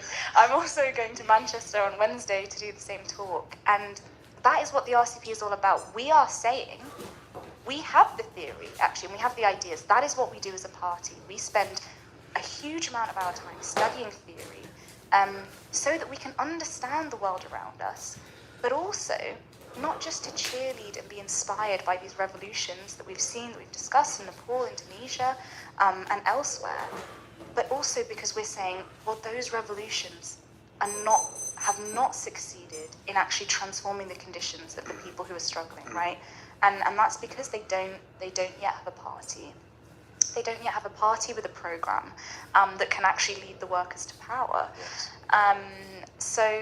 So that's what we're concentrating on, and I think we're meeting so many enthusiastic people who are ready to get organised, who know the RCP before they even come to the freshers' store. Yes. Which is And a whole generation that can see that the conditions are maturing in Britain for revolution. yes, That's why they're searching us out. yeah, That's why they know of the RCP. yeah. And we're looking forward to meeting all of these new people that will be joining our party over the next 2 months. Yes.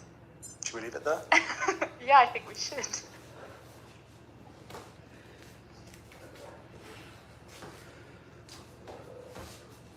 Is Keir Starmer the most hated man in Britain? To help me answer this question, I'm joined by Khalid, the London organiser for the RCP. But before we welcome him, I want to welcome you back to Communist Radio. We were away for a couple of months, but now we are back to address and discuss everything that's happening in Britain, which is a lot. So, Al, welcome. Yeah, thank you, Fiona. It's good to be here. It's good to be here for sure. So, is Keir Starmer the most hated man in Britain? He's on his way to becoming the most hated man in Britain Yes. and possibly the most despised Prime Minister we've had for decades. Yeah. I think that this is becoming clearer. No matter where you stand on the political spectrum, Keir Starmer is hated, despised, loathed. This is the mood we're finding on the streets whenever we talk to a big cross-section of society. Yeah. And it's quite remarkable because if you think back a year ago, this was the man that promised nothing. Yes. That was his entire election pitch. Yeah. Was it's better to make no promises than break promises. But actually, that's a little bit unfair to him. There was one thing that he said he was going to do well, and that was economic growth. That was the mantra of the Labour government. It was in the manifesto. We're going to grow the economy and so on and so forth. Yeah. But actually, they've really, really struggled to make Britain competitive, i.e. profitable for the bosses. I was looking before this podcast started, and I think in July there was no GDP growth whatsoever. Yeah. The economy is stagnant, people feel like the country is going backwards, and I think this is why he's drawing the ire of more and more people by the passing day. Yeah, it's so interesting with Keir Starmer, because you think, how can a man who's so grey, so nothing, become so passionately hated? And I think it's actually partly because he's such this type of like robotic politician. Oh, yeah. He's just a bit of a shell. Therefore, people can channel all of their anger that we would argue is essentially at the capitalist system and what capitalism is doing to people's lives. But people can channel all of their anger at him because he doesn't stand for anything other than the fact that he is a representative of everyone's lives getting worse. Yes. And, you know, Labour have been in power for a year now. They won last year, and in that election, there wasn't, as you say, he wasn't promising much, so there wasn't huge enthusiasm for him. And yet people did still think, well, you know, it'd be good to get rid of the Tories, 15 years of austerity, maybe things will be slightly better, because there wasn't an ideology attached to the Tories. They were for the rich, you know, the private school, Bullingdon, you know, all of that stuff. Yeah. Boris Johnson, the parties. There was a real seething hatred towards them, especially over the COVID pandemic. And so there was this kind of last gasp in the election of Starmer. And the fact that not only have things not changed, but actually people's lives are getting worse, that has created, a deep anger. And anger is very different from just a kind of passivity that can exist. There is real anger towards Starmer. And as you say, ultimately it's because there has been no growth in the economy. Yeah. People's lives are definitely getting worse. I mean, the cost of living crisis never went away for millions and millions of families. And I mean, after the election, I think there was a certain relief to see the backs of the Tories. Yeah. We said this at the time, and I remember the press were talking about this landslide victory, right? They were comparing it to Blair's first election in 1997, where what was the anthem? Things can only get better. Well, it feels like the anthem of this Labour government has been things can only get worse with us at the helm. And he finds himself in a very tricky situation on all fronts, and I think this is probably where we should begin with our question, with our answer of, is Starmer destined to become the most hated man in Britain? Because economically speaking, there is very, very little he can do. He cannot turn the fortunes of British capitalism. And it reminds me of something that Rob Sewell, our political secretary, often says, which is, in the 1950s, no matter who was in government, the government could do no wrong. You had a situation where the economy was booming, growth was the order of the day, and so tomorrow would always feel better than today, and the day after even better. That is not the economic prospects for Britain as things appear. And it really ties into something we've analysed for many, many years now, which is the British economy never recovered from the 2008 crash. And so austerity has become this perma-crisis that affects all layers in society. Of course, the poorest, the hardest, but it means that everything that they try to do to make Britain more competitive or to try basically get more in the state's coffers, you have two options in front of you. You either attack the working class, which of course Keir Starmer is more than happy to do. Of course, this is going to bring a serious backlash, and that's already beginning, that's already brewed in his first year in government. Or you attack the rich. And actually, the rich have all the cards in this particular equation. And I think this is a really important point. I mean, something we've been speaking about in the organisation recently is just how greatly indebted the British government are. Yes. They owe more in debt than they produce in a year. Yeah. And actually, when you look at how much they have to service the debt that they've incurred over the last 15 years in particular, it comes out as something like 110 billion pounds. That is absolutely huge. And then you look at, for instance, the budget for the NHS, for the healthcare. It's only about 200 billion. So they are basically held ransom by billionaires, by private speculators. And so this is a terrible situation to be in for any government trying to manage the fortunes of British capitalism. Yeah.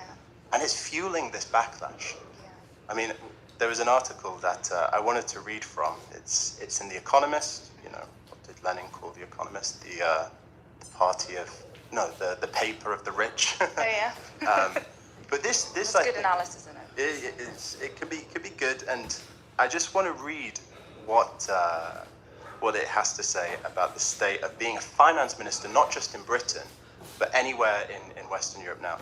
So you are a finance minister after a decade of meager economic growth, shocks from a financial crisis, a pandemic, and sky-high energy prices. Public debt is worth more than your country's gross domestic product. Interest rates are at their highest rate in years.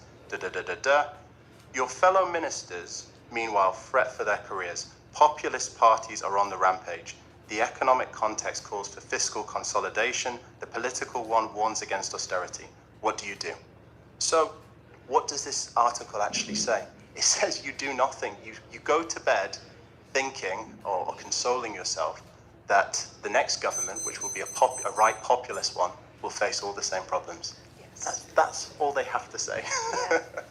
I think it's funny as well that you started with this comparison with Tony Blair, because, as you say, like Tony Blair, I would say, morally speaking, is the same as Keir Starmer, right? Both evil, war criminals, or odious, monstrous people. And yet, Tony Blair, at least when he was in government, when he was Prime Minister, didn't have the same level of hatred thrust towards him. Of course, there was a lot of anger over Iraq and so on and so forth. But in terms of the deep-seated anger that exists towards Starmer today, it wasn't the same. Yes. But why? It's because the economy was in a different position. And that's even later than the 50s, right? But at that point, before pre-2008, there was still a bit of room in the economy for certain reforms to be granted, which keeps, to a certain degree, a sense of peace, or class peace can exist. But today, none of that room exists. And as you've just described, there's this huge stranglehold of debt that weighs on the government, that weighs on British capitalism, essentially. And Starmer came into government as the sensible man who was going to try and make the correct, tough, aka austerity choices for the economy. But actually, he's failed to even do that. Yeah. I mean, of course, we're not saying that no austerity exists. Austerity does exist, but they have tried to implement more cuts, and actually, due to pressure, had to U-turn on that politically. We saw that a couple of months ago. Yeah, no, that was a significant moment. I think at that stage, it was the biggest rebellion Starmer had seen from his government, Yeah. from Labour MPs, when they tried to enact 5 billion worth of cuts to welfare. Yeah. I think they think that they were being clever about it. They thought, let's go after the some of the poorest and most downtrodden layers, Yes. the disabled. So cynical. And in fact, it massively backfired. Yeah. And when that bill was passed in Parliament, it was basically contentless. It was formless. There was nothing left of what they needed to do. And this is a really big or a bad omen, let's say, for the Starmer government going forward. They have actually pushed back when the next budget will come. I think the fateful day will be November 26th. Yes. And everyone's saying, why so late? Why so late? Well, the answer is there. It's staring you in the face. It's because they are going to have to try cut social spending by between 20 and 50 billion. So what they tried earlier, I think in the spring or in the summer, will look like a picnic in comparison to what's coming and what's on the cards. Exactly. And all of this means that Starmer is desperate to find any other way to appear as a strong man, right? Yeah. So, as you say, the economy is in crisis. So no matter what Starmer does, it won't work, and it's wrong, and it's angering people. What he has tried to do is present himself as this tough figure by focusing on foreign affairs. Oh, yeah. Basically trying to use militarism and war as a distraction. Yes. As a distraction from the fact that his government is in complete crisis. And he started off very, dramatically, especially in regards to the war in Ukraine. Yes. Continuing completely from Boris Johnson and all of that kind of fist pumping, the British will stand with Ukraine forevermore and give you as much money as you need, £3 billion a year. And but this isn't working. Yeah. Someone actually told me, I'm not sure if this is true, I haven't verified it, but the only place where Keir Starmer's popularity has risen is in Ukraine. It's not in Britain. It's not anywhere else. It's not in France. It's not in the US. But it's absolutely right. I remember reading all of these fawning articles a little bit earlier in the year where The Economist, the Financial Times, they're asking the question, has Keir Starmer found his calling? And they were basically really buttering him up in the press about the staunch stance he was taking on the war in Ukraine. And I think rather than this coming as a show of strength, it shows extreme weakness on the part of British imperialism.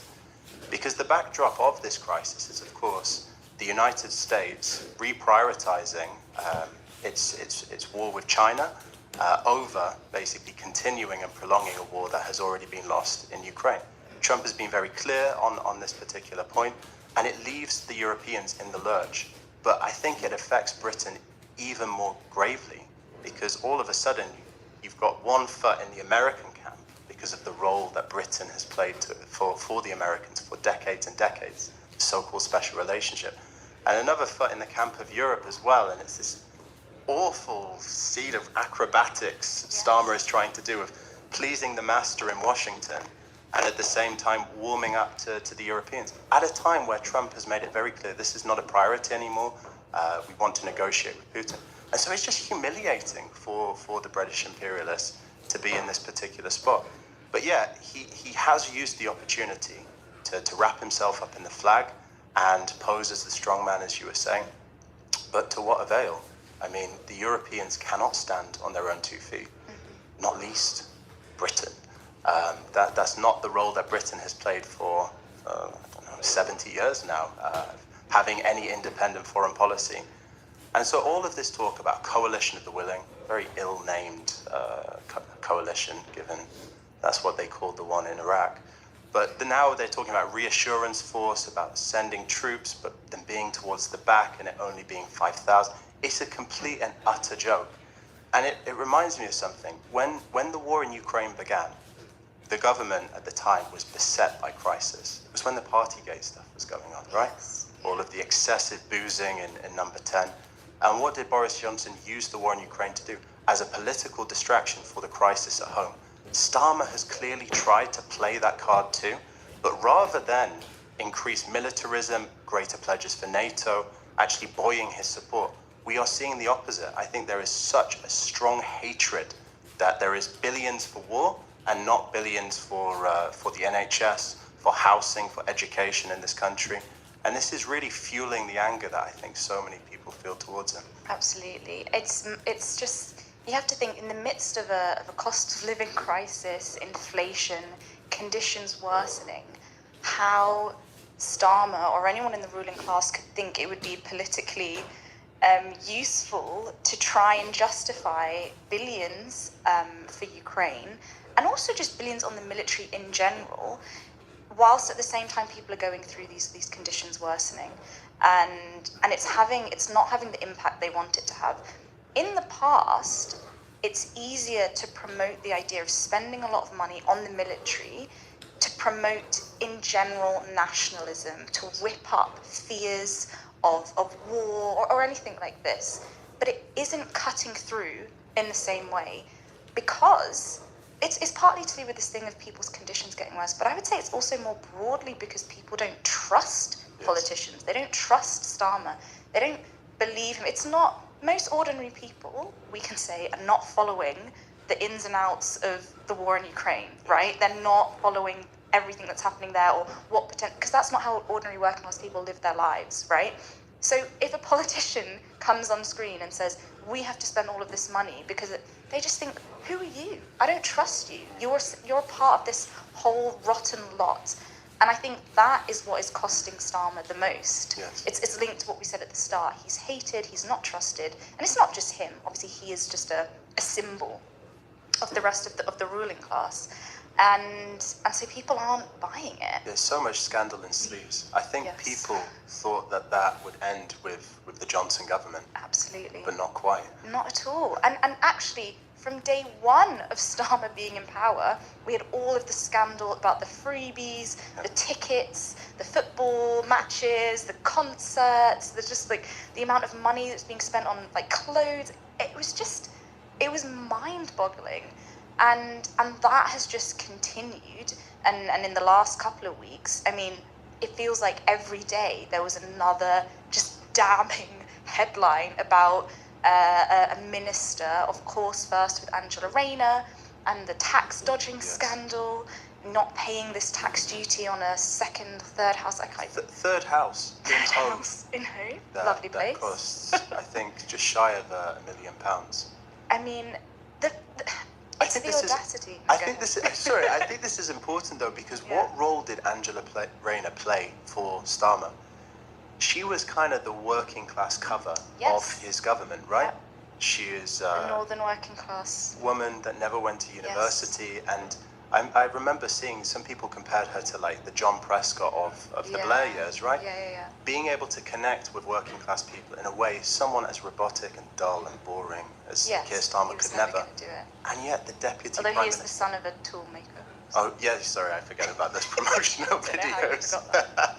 forgot But Yeah, she that was that. that role that she played was a significant one, and now there is no cover even on that front anymore. Exactly. And then so enter onto the scene Peter Mandelson. Yes. The I Prince know of what could help Darkness. this situation. I mean, this Peter Mandelson thing is extraordinary because from the very beginning of his appointment, everyone was pointing out his connections with Epstein. Yes. Like immediately, and Starmer just ignored. What's remarkable about this Labour government and Starmer in particular is the arrogance or the contempt and the self-belief that they can get away with it. Yeah. And as you say, people associate that with the Tories as though it's just a unique personality trait. Yeah. But what this has proven is that it's not a unique question of your personality. It's a confidence that comes from being backed by the ruling class, actually. When you're backed by the ruling class, when you're backed by the establishment, you can get away with anything until you're no longer useful to them. Yes. Right? At that point, they will throw all of the mud at you to get rid of you, to try and find someone they think will be better. And that is sort of what is happening with Starmer and his government. This stuff that is now being exposed about Mandelson, his gross fawning emails or letters to Epstein, it's really bizarre. Again, it's just, and there's no way that Starmer didn't know any of this. He was a useful ally to him, and he didn't care. He does not care about any of it. And So, I just say it, even if he didn't know, it doesn't matter. Yes. Because of the point you just made about the lack of trust, the lack of credibility that this Same with government Angela has. Rayner. Even if it was somehow an honest mistake, Yeah. it doesn't matter. Yeah. Because it's how you're perceived by the public. Yes. And that general image of the Labour Party is one of, they are the establishment, they do not stand for working people. And in fact, this government is spiraling out of crisis as a result. There is a total crisis in legitimacy. Yeah. And it's impacting, it's seriously impacting the political landscape in this country. We can come on to that in a little bit of time, but we've hammered now Starmer on the economic front, the military front, the diplomatic front, the social, the political front. So to come back to your question about why he's so hated by this big cross-section of society, let's talk about Palestine. Let's talk about the Defend Our Juries protest that had 1,500 people participate in it, and we were both down there at Parliament Square. Yes. Yeah. Starmer's hated across the political spectrum, from the right to the left, and we saw that at Defend Our Juries. We went down there because we knew this was going to be the second protest that Defend Our Juries organised to oppose the prescription of Palestine Action as a terrorist organisation. Palestine Action obviously did take direct action against the Israeli war machine, against the weapons or parts or planes that are complicit in the genocide in Gaza. A peaceful action, actually. Non-violent.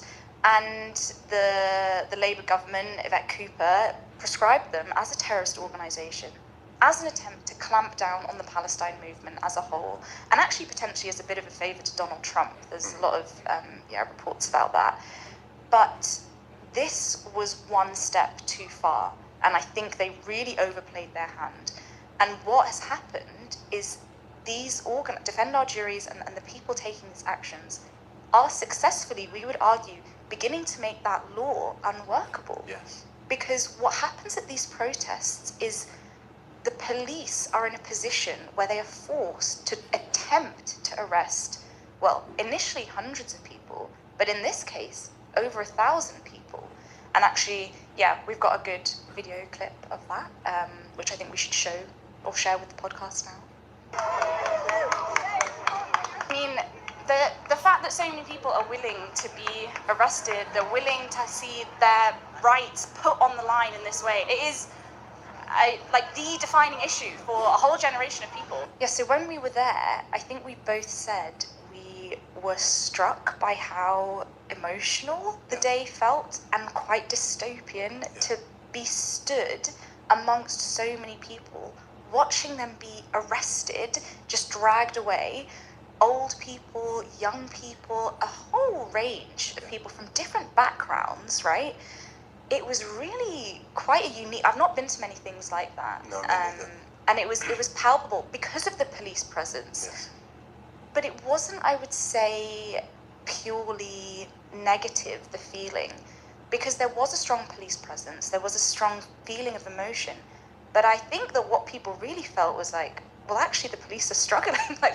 Because the police ultimately could not arrest everyone. Yes. So the law to make supporting Palestine Action illegal was actually proven to be slightly unworkable, which is the purpose of this mass action that Defend Our Juries have organised. But yeah, at first I felt a bit weird, a bit dystopian, but by the end of the day I thought, Starmer, Yvette Cooper, they've really messed up. Yeah, to put it politely. Yes.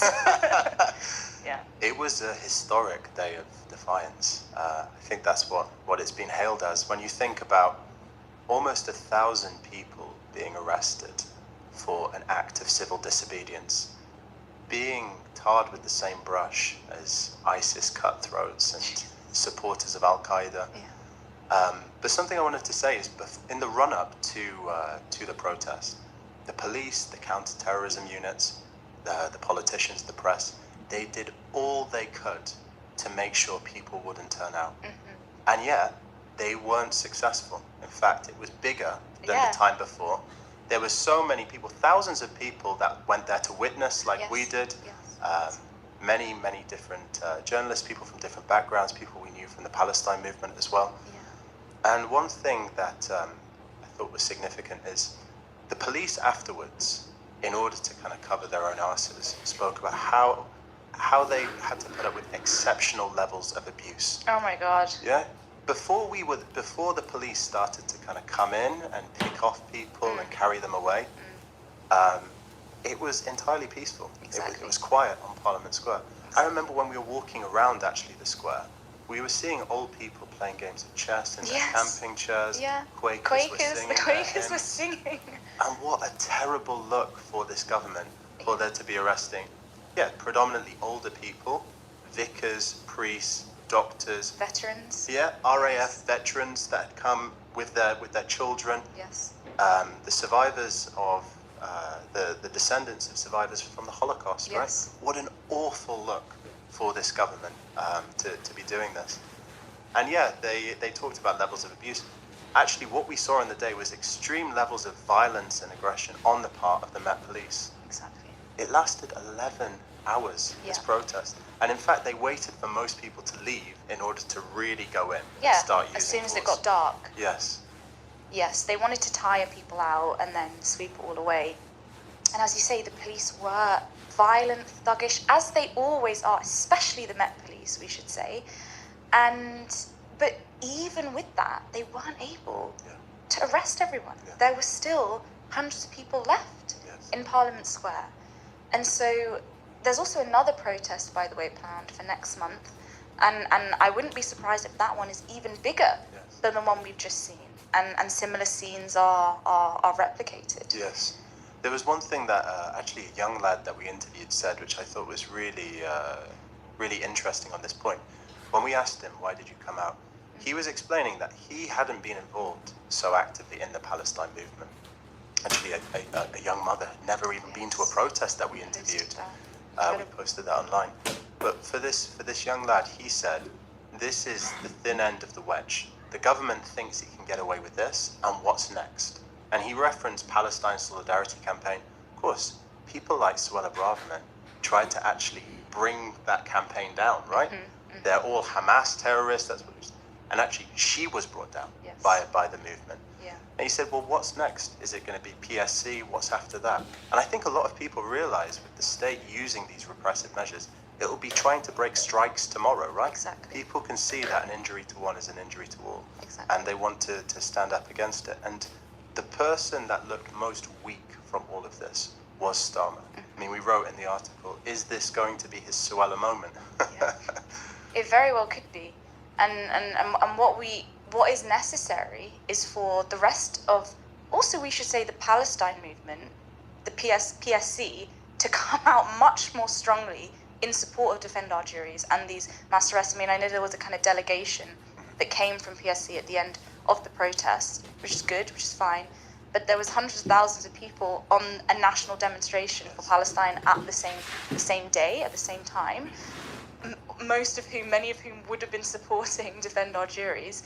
And really, I think PSC leadership should be doing more to direct the movement towards these sorts of campaigns. Sure. But yeah, regardless, as you say, it's another example of Starmer overstretching, whether it's on any measure, whether it's an economic front, a military front, or this political front, in regards now to Palestine, which is contributing to the hatred towards him, which exists all across British society, in the midst of this kind of social malaise, and that is causing quite significant events to take place, which I would say also partially explains what we saw at the weekend, right? Yes. There is this huge anger, this social malaise.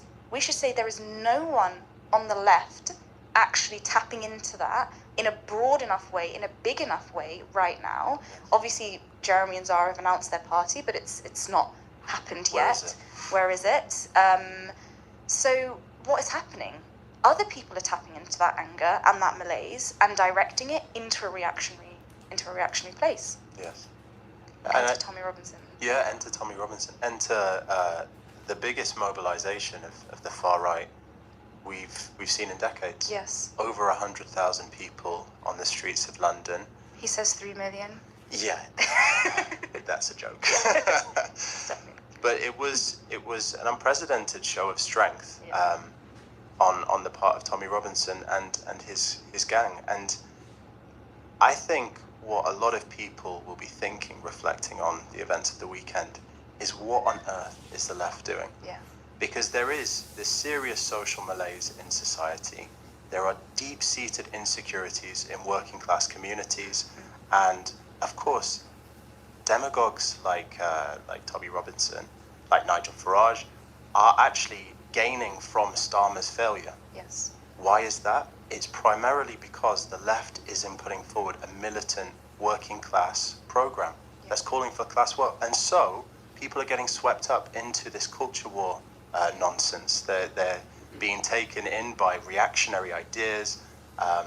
But these people know what they're doing. They're playing on real insecurities that people face. And the counter-protest was massively, massively outnumbered. Yes. And I think this is something we're going to release an article on very soon, our analysis of this.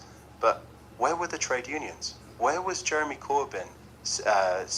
If he would have sent one email to the 700,000, 800,000 people that have signed up for your party to come out onto the streets as a show of strength, to show that there is no place for people to be intimidated, to be harassed. We could have seen what the real balance of forces in society is, that people that support Tommy Robinson are not the majority.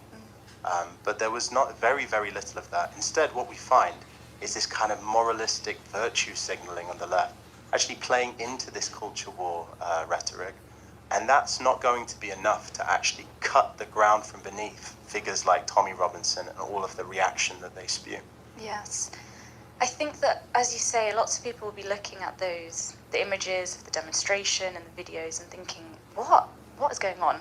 How has this happened? And for some people it's very scary, and understandably so, because a consequence of this demonstration is that I think there is a hardcore layer in society who are a minority, a hardcore, violent, kind of fascist layer, a racist layer, who will be emboldened off the back of the fact that a huge demonstration has taken place on the grounds of British values and in this kind of sensationalist culture war, demagogic way, which has drawn in huge layers, right? I think it is important for us to say that, yeah, there was 100,000 people out on the streets, 150,000 maybe. I don't think they were 100,000 fascists Absolutely on the not. streets of London. There is a hardcore thuggish layer that you can see them, right? That you cannot deny that. It'd be ridiculous to deny. And they're attacking people, and they attacked people at the weekend. However, there were also a whole sort of other people that were there. People who've been swept up into this, families, and who, as you say, have insecurities in their lives and have been, taken in, at least on that day. We should also remember that nothing is fixed or permanent or static, and it doesn't mean that all of those people are hardened to whatever Tommy or Nigel Farage or Elon Musk wants to say in the future. But yeah, there is this broader layer out there who've been taken in by it, and yeah, this is really because of the failures of the left for the last couple of years. Yes. And I think that it's important for us to understand, given everything we've just said in the podcast, given everything that's happened since the pandemic, to be honest, that is what has produced this. Yes. And so, because once you understand why something is happening, you can feel a bit more calm and agency in what are we going to do about it. Yes. And as you say, our solution is that we need to build a militant, working class, socialist, left-wing leadership, basically, that answers politically what is going on and doesn't just say, in response to a right-wing culture war, effectively a left-wing culture war, which is just to say, well, refugees are welcome here, and you're a racist for denying that. That is not enough, right? And actually, unless you're able to answer the problems that are being posed by capitalism, why will anyone listen to us? Why will anyone listen to you?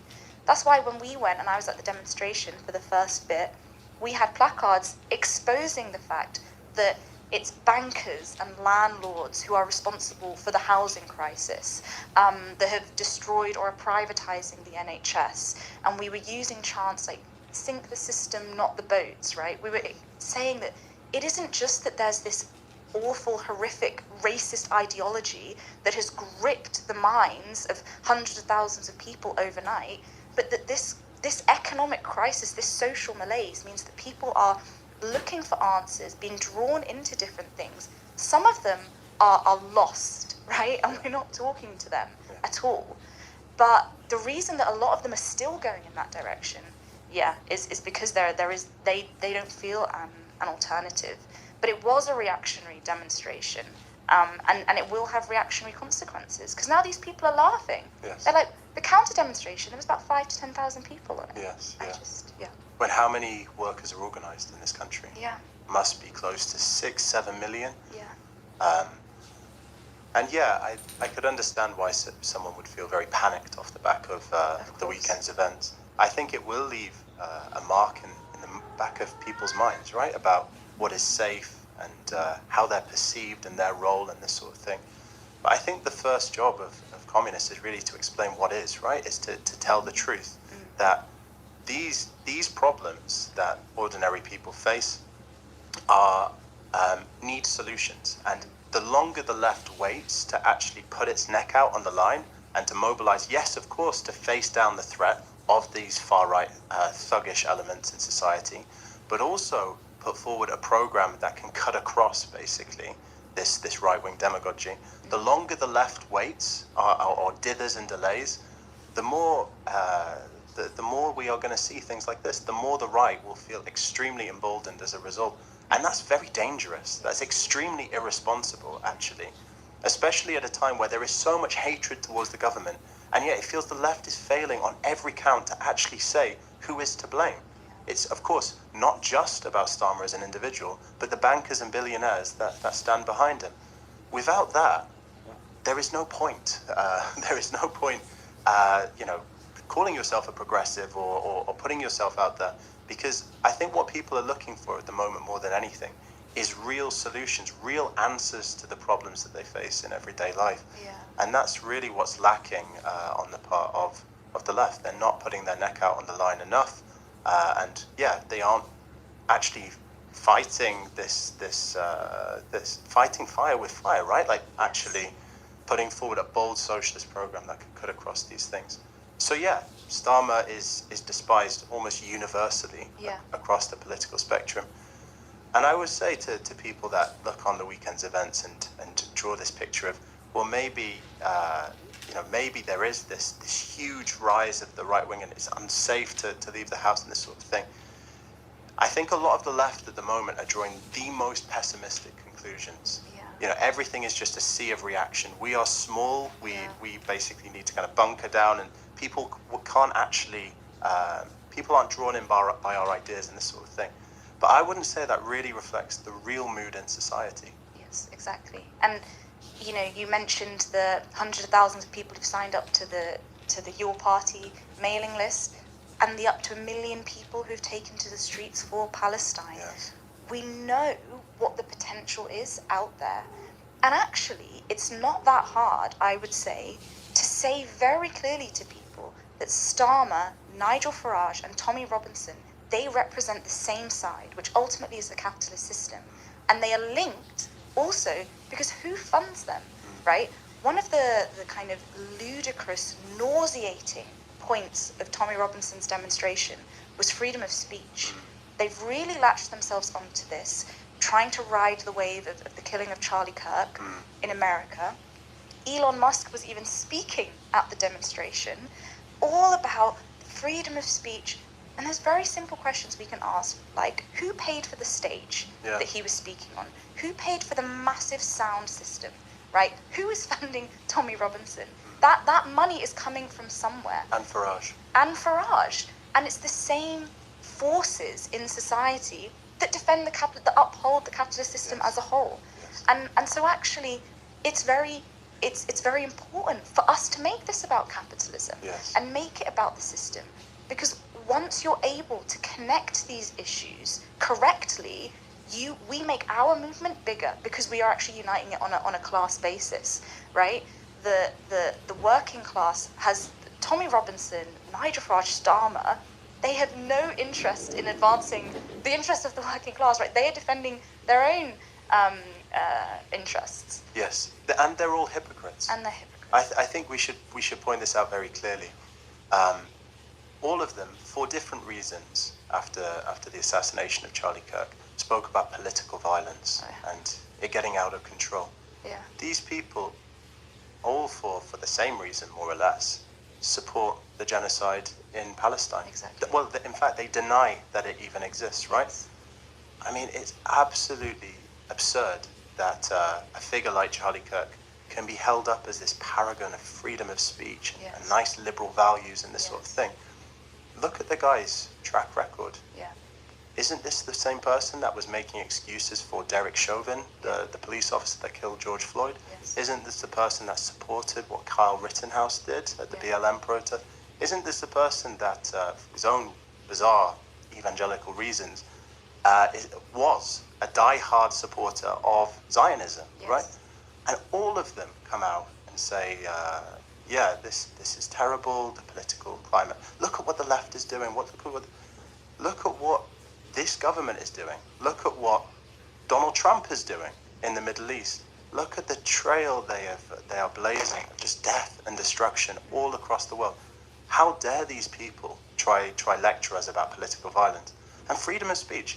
What an absolute joke. Who paid for that stage for Tommy Robinson, as you say?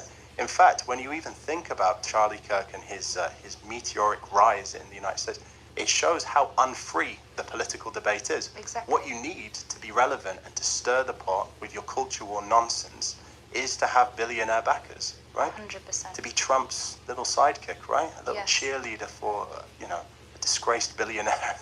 Yeah, Charlie Kirk got where he is, not through the power of his ideas, but through the power of the billionaires who backed him. Yes. And that is why he was able to have the influence that he did, which again, we should say, is not a static, fixed thing. So yeah, there's been nauseating hypocrisy, which I think will cause a bit of a backlash, basically, right? When people see through, I mean, we're not in America, that's something for our American comrades to discuss and analyze, but the kind of state funeral and the response from the ruling class has been extraordinary.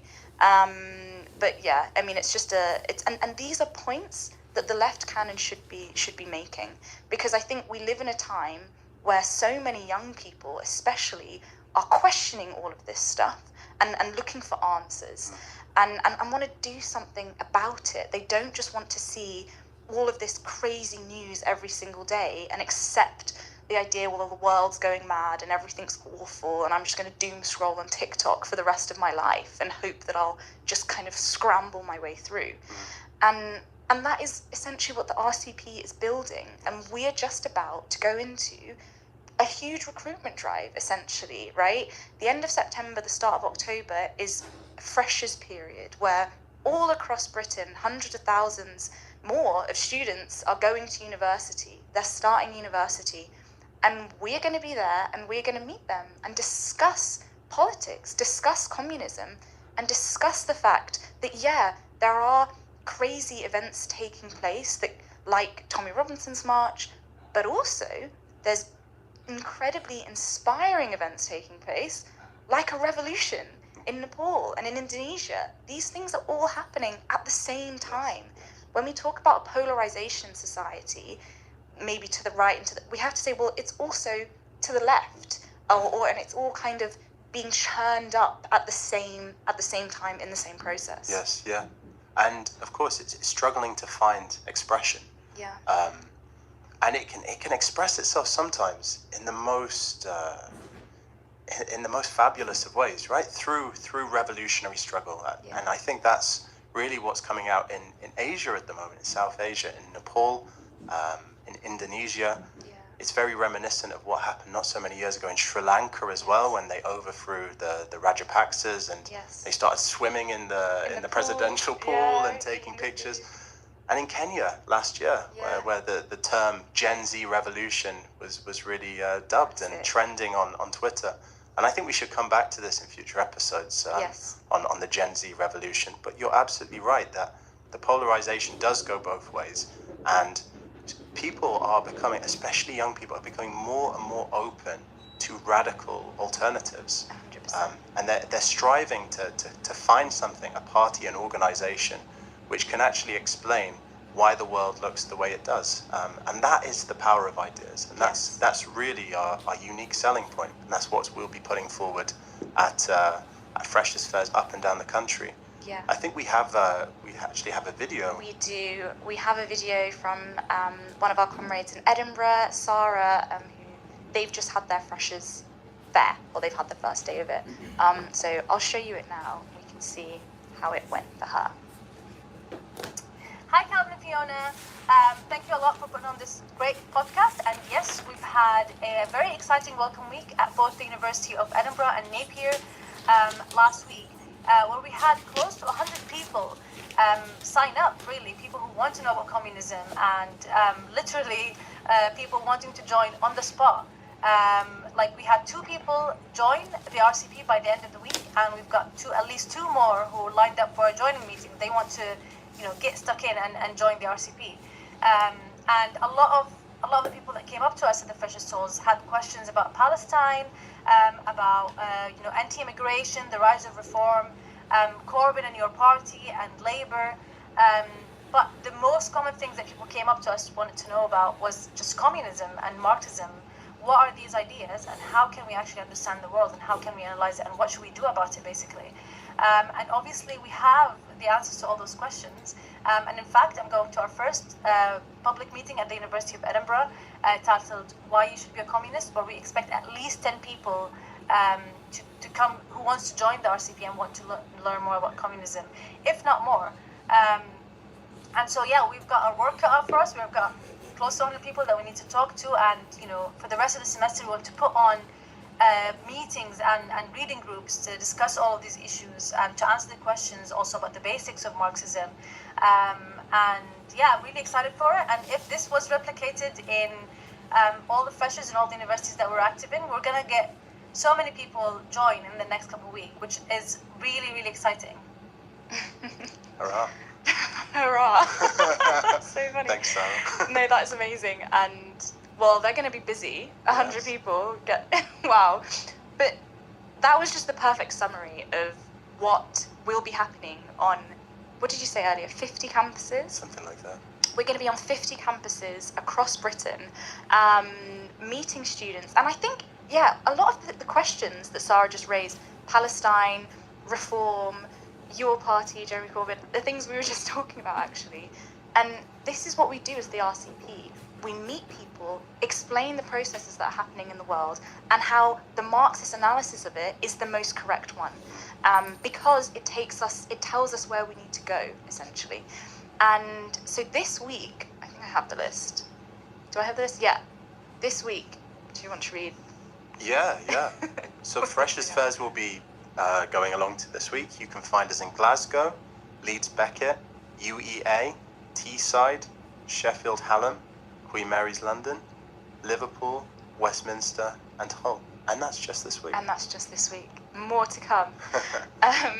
No, yeah, as you say, look, in the next couple of weeks on the podcast, we're going to discuss in much more detail the Gen Z revolution, and we're going to be talking to all of these students. We're going to meet thousands of students in the next couple of weeks with questions about communism, Marxism. So we also want to appeal to anyone listening to the podcast to send us questions that you have, and we will try and answer them and give a go as to what we might say. It'd be good to hear real questions that people are asking in real life, as well as questions you might have as an individual. And yeah, because this is what we're out here to do. We are not pessimistic about the world, the complete opposite. We are revolutionary optimists because we can see all of these crazy events and know that it's just the beginning of it's part of I need you to take over. What does it start off? It's like being able to see what actually is, Yes. right? It's and finding our place within that as well, right? Yeah. I think this is what being a member of the RCP does. It Yeah. allows you to understand the sequence of events, this maze of things that are happening in the world. Every single week feels almost like a decade at this Yes. stage, 100%. and it kind of anchors you to what actually is, what's going on in front of you, allows you to understand it, and then we can act on that basis, right? Yeah. And our number one priority is going to be finding radicalized youth open to the ideas of communism. Sarah says in the video that 100 people that are looking towards us in Edinburgh. I think if we're intervening in 50 different places, what's that? 5,000 people? Yes. We could come even more maybe. This is the prospects that are opening up in front of us. Yeah. And so it's going to be a very busy period, and we're hoping to recruit for revolution. That's it. Well, thank you so much, Khaled, for joining me on Communist Radio. Thank you for listening. As I said, we're going to be doing this weekly. We're going to be discussing what's happening in Britain, but also, I would say more broadly, the Gen Z revolution, wherever it's expressing itself all over the world. So, yeah, make sure you tune in, but more importantly, get in touch with the RCP so that you can be a part of this. Thanks. Bye. Thank you.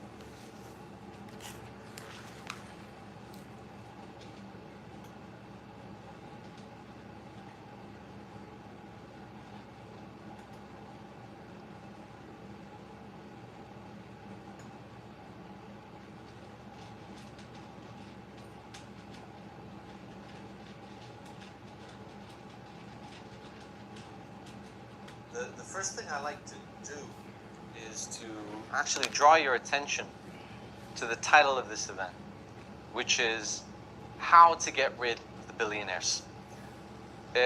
We didn't title it Why You Should Get Rid of the Billionaires, which might seem a more logical place to start. The reason we didn't go with that title is because, in a sense, it would be redundant. And what do I mean by that?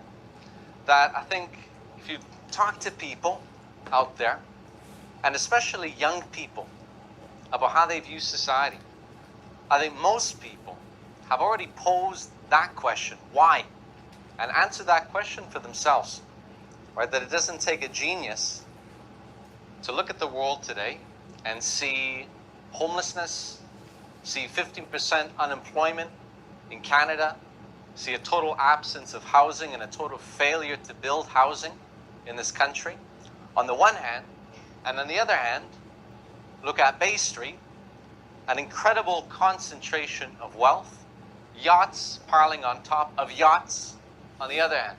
Well, the country's falling apart. It doesn't take a genius to look at that and to be angry about that. People learn those lessons from life. And that's the thing. You don't need to come to a Marxist event or read a Marxist book to draw the conclusion that the way our world works, there's something wrong with it. And so people have formed those conclusions for themselves. In fact, I would say that if you look at society, if you look at the polls, I would say actually that one of the defining features of the world we live in today is a generalized distrust, you could say, in all of the institutions of capitalism. A total lack of trust in politicians, a total lack of trust in corporations, a total lack of trust in the courts, and you can continue going down the list. And I would say that's true of people who consider themselves traditionally left-wing, but it's increasingly true of many people who consider themselves right-wing. You even have a figure like Pierre Poilievre coming out in the last election campaign, one of his main slogans being that we need to fight against a society of the have-yachts and the have-nots. Now, of course, we're not supporters of Pierre Poilievre here. He's an opportunist and he's a liar. But this shows you the mood in society, the generalized mood in society. And I think sometimes we don't fully appreciate the implications of this mood and just how big a shift has taken place in consciousness in the last period. Now, you have people always saying, attitudes don't change. We can't have a revolution because attitudes don't change. Well, I would beg to differ. In fact, if you look at the last few decades, I would say that you've seen a profound transformation in consciousness over the last few decades.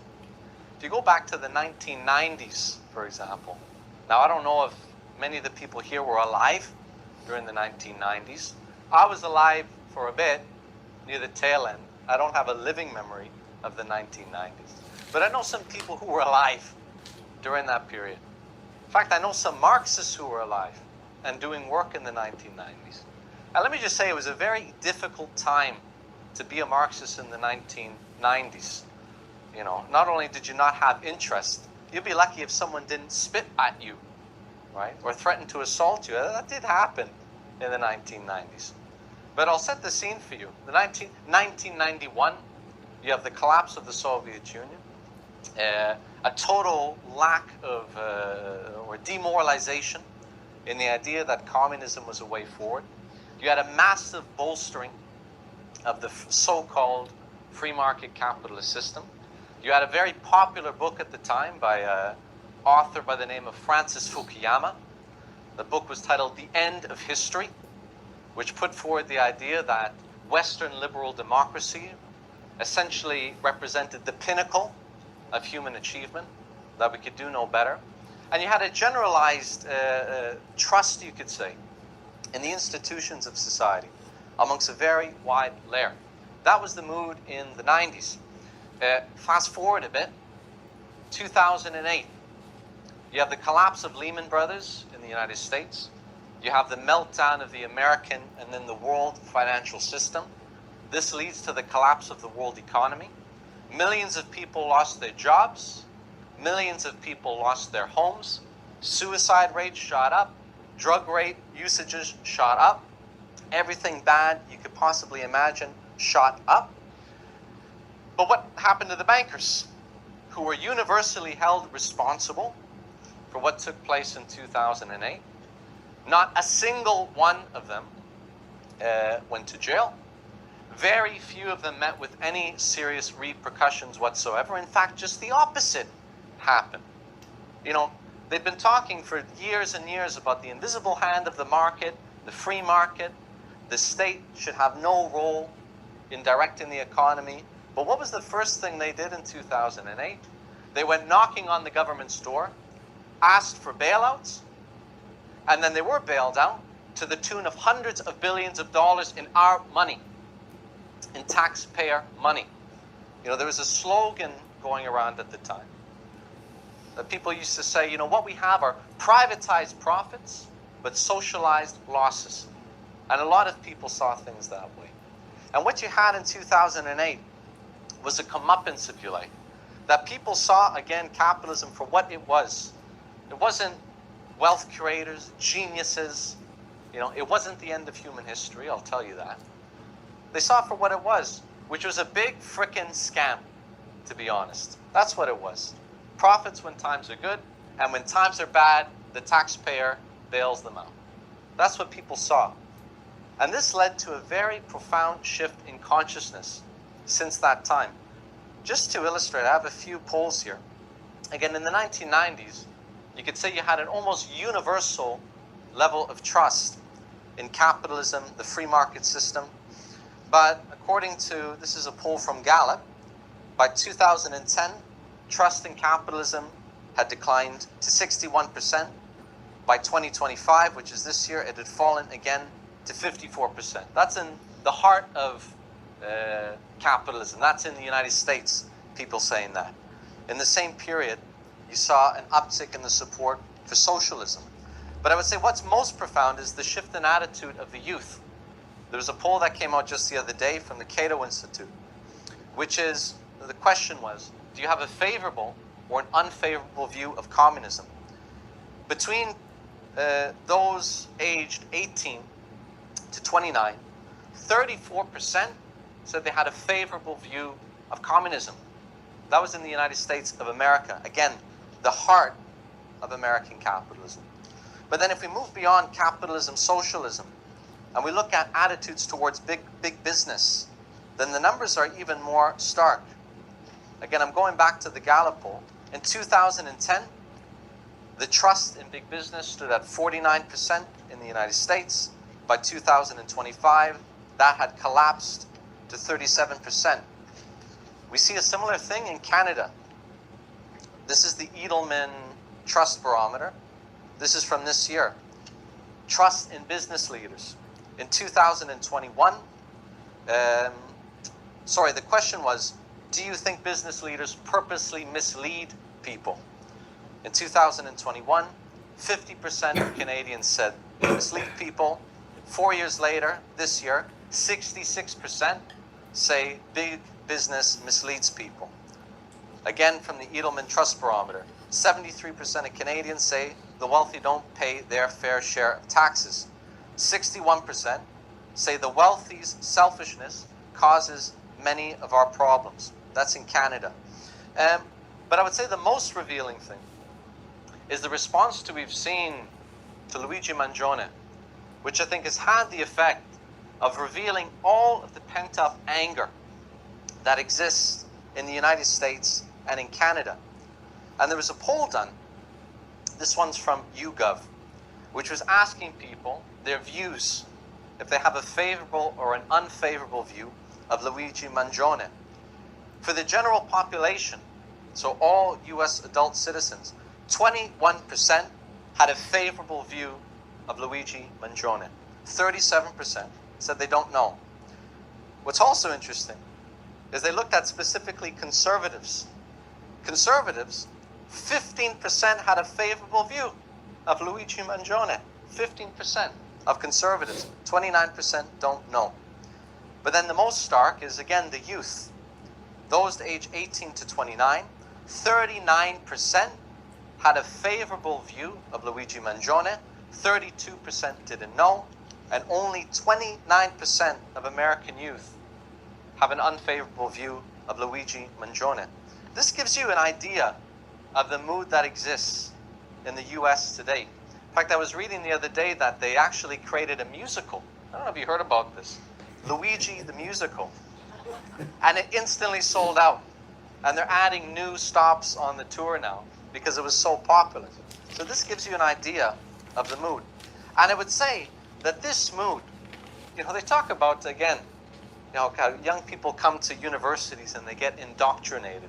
You know, that's why they have these dangerous ideas about socialism and communism and so on. But again, this mood has not come out of thin air, but it's based on the real lived experience of working class families all across the world.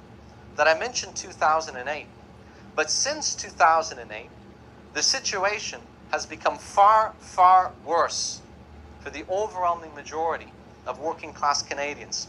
Wealth inequality has become worse. There's a figure of this year from the Canadian Centre of Policy Alternatives, which revealed that the top paid CEOs in Canada make 210 times what the average worker in Canada makes, which is up from 189 in 2010. And I would pose the question, because, you know, there's this idea that, well, they earn that because they work harder and they're smarter. But I'll pose the question, does the average CEO work 210 times harder than the average Canadian worker? Are they 210 times more intelligent than the average Canadian worker? Well, if you want, go ask a person on the street what they think about that.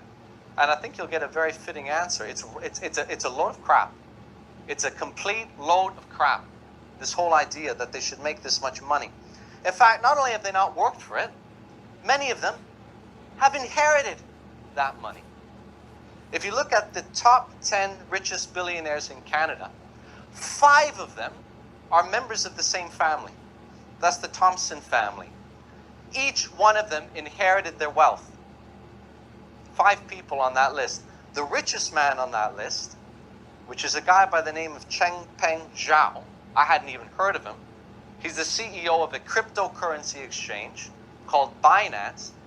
He was just sentenced to 4 months in prison in the United States for fraud. And he's now demanding a pardon from Donald Trump.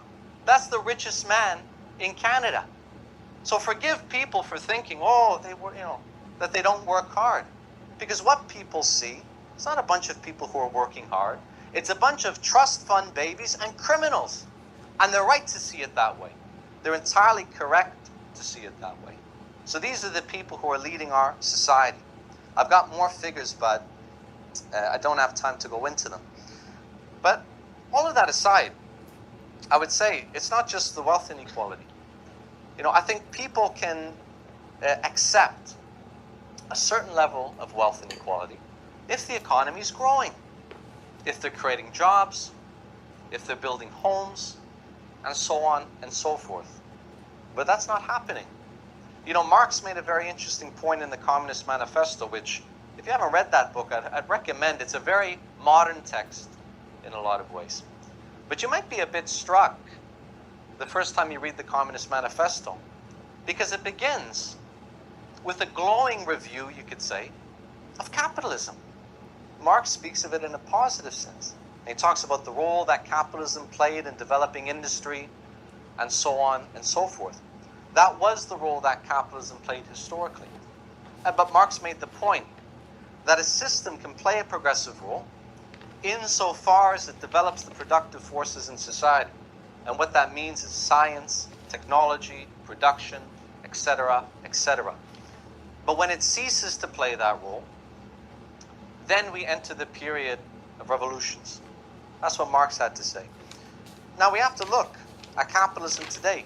Is it playing that same role that Marx described in the Communist Manifesto?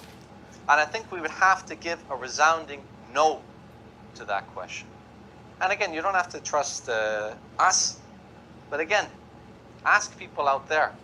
In fact, there was a poll done. This was just also this year, I think, from the Pew Research Center. And this was looking at the people who say that when children in their country grow up, they will be financially better than their parents. In other words, they're asking people if they feel that way, will your kids be better off? 78% of Canadians say their children will be worse off. 78% of Canadians say that, which is one of the worst rates in the world, I would add. Only 16% say their children will be better off. That doesn't seem like a vote of confidence, in my opinion. And again, you don't have to look at the polls. You can just look out your window. Look at the opioid crisis. Look at the homelessness. Look at the lack of homes. Look at the youth unemployment. That's what capitalism means in Canada in 2025. It's not delivering the goods, and it's a frickin' scam. This is how people see it, and I think they're correct to see it that way. Now, what do we do about it? Because I don't think this is a revelation to most people. The question is, what do we do to change this society? How do we get rid of the billionaires? That's the $1 million, or maybe the $1 billion question here. How do we actually get rid of these people? How do we actually change this system? Now, obviously, as a Marxist organization, we have a few ideas about that. But I would say this. I would say that we have to have a sense of proportion. Marxism still represents a very, very small current in society. Yes, there's lots of people who identify as communist, but it still represents a small current in society. And so what's happened is that in the absence of a real explanation, you've had a number of other ideas which have come forward to effectively fill the vacuum, if you like. And a number of figures who have come up, and you could say essentially encapsulated the anger that exists in society. And I want to focus on two of them, which, if you like, both represent two different sets of ideas, if you like, of how to get rid of the billionaires. And those figures are Luigi Mangione and Zoran Mamdani. And I want to explore them a little bit. The first thing I would say is that the level of support for these two individuals in general represents a positive development.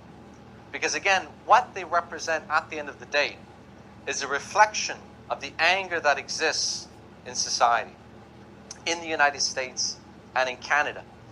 So in that sense, we celebrate these developments. But that's not enough. We also got to take a sober view, what they're proposing, what they represent, and a scientific view and ask, do they work? And if these methods don't work, it's beholden on us to provide other answers for what to do. So what do we see here?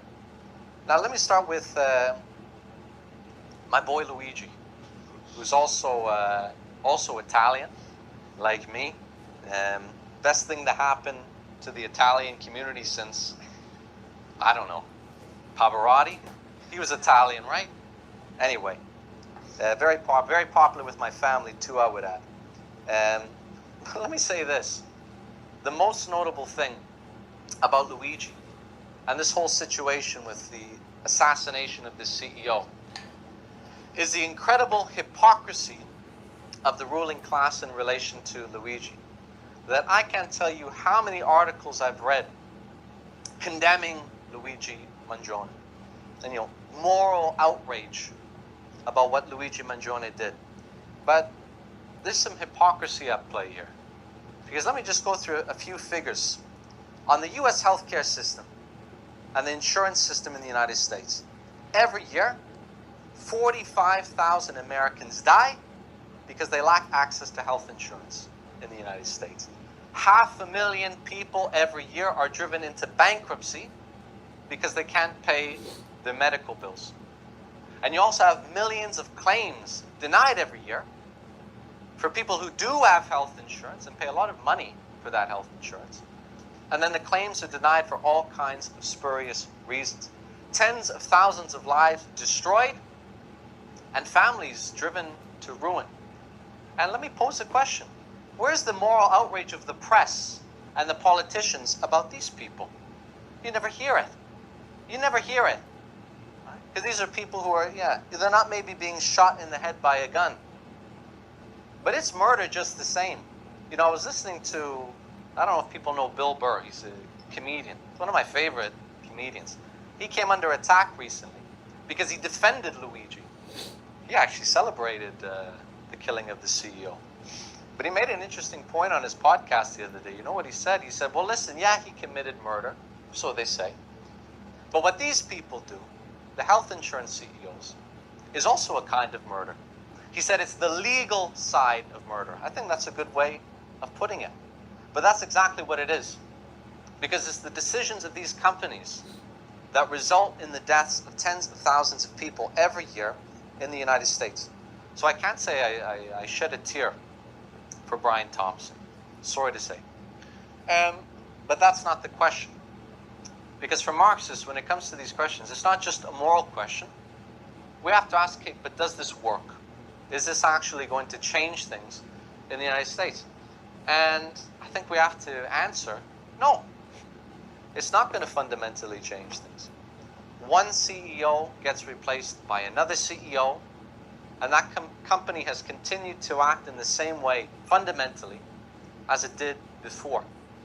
That you can kill a CEO, but that's not the same as overthrowing the system. And we're seeing that play out now.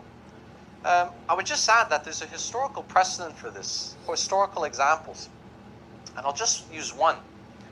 Actually, you have to go back to the 1880s in Russia.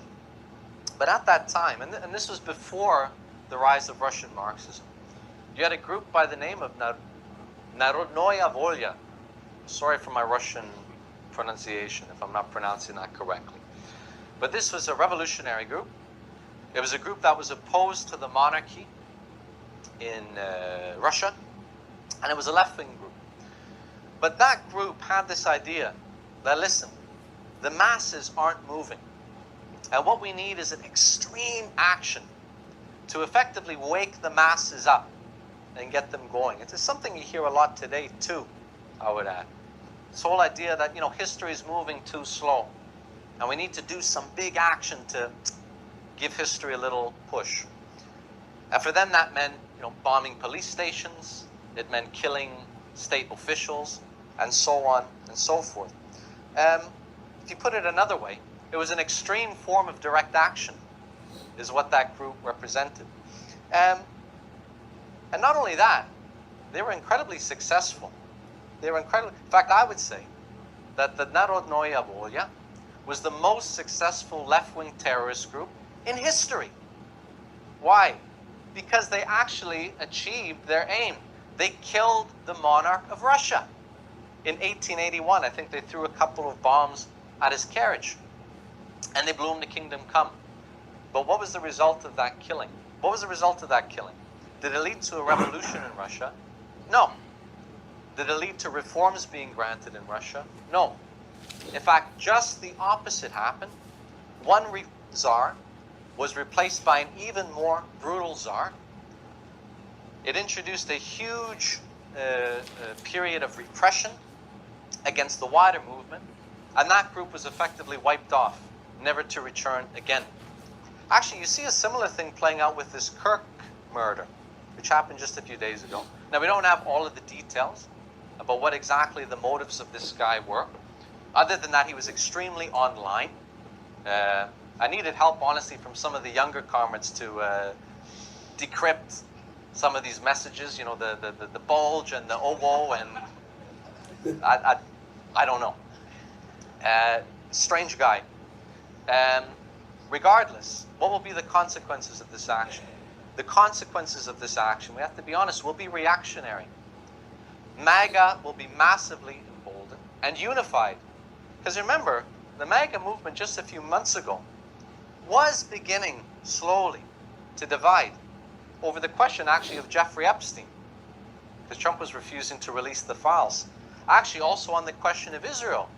You saw this with Tucker Carlson coming out, and he took a different view on US support for Israel. Because of this attack, all of that will be cut across in the next period. And it will have a massive unifying effect on the MAGA movement. It will also be used as a pretext to crack down on the left.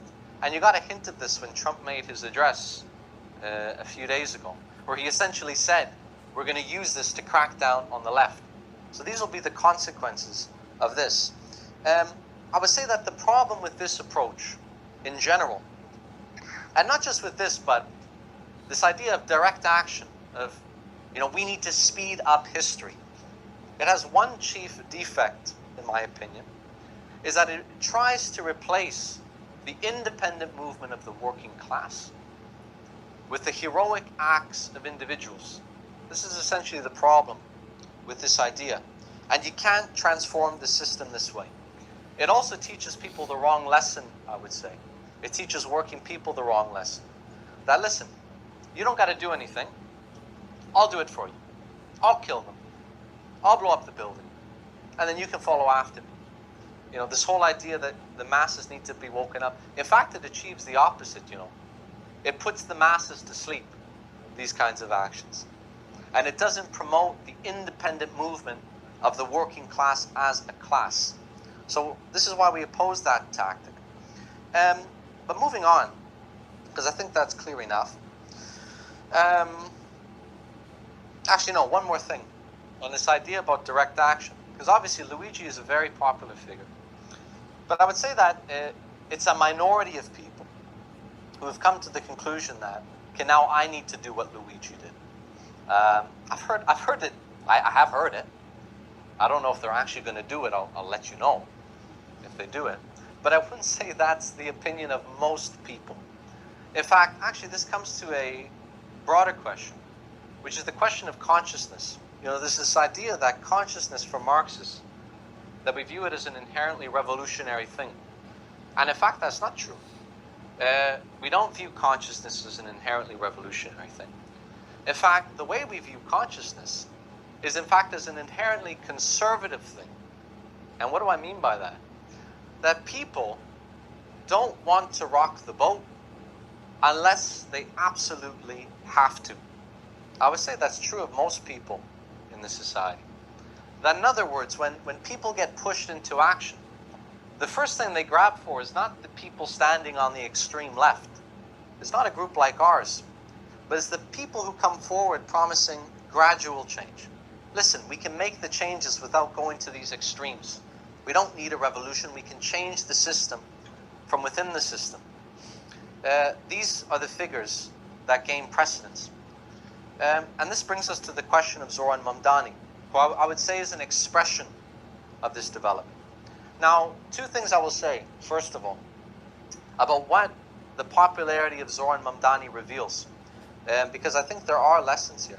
First of all, again, like with Luigi, you see with Zoran the absolute hypocrisy of the ruling class.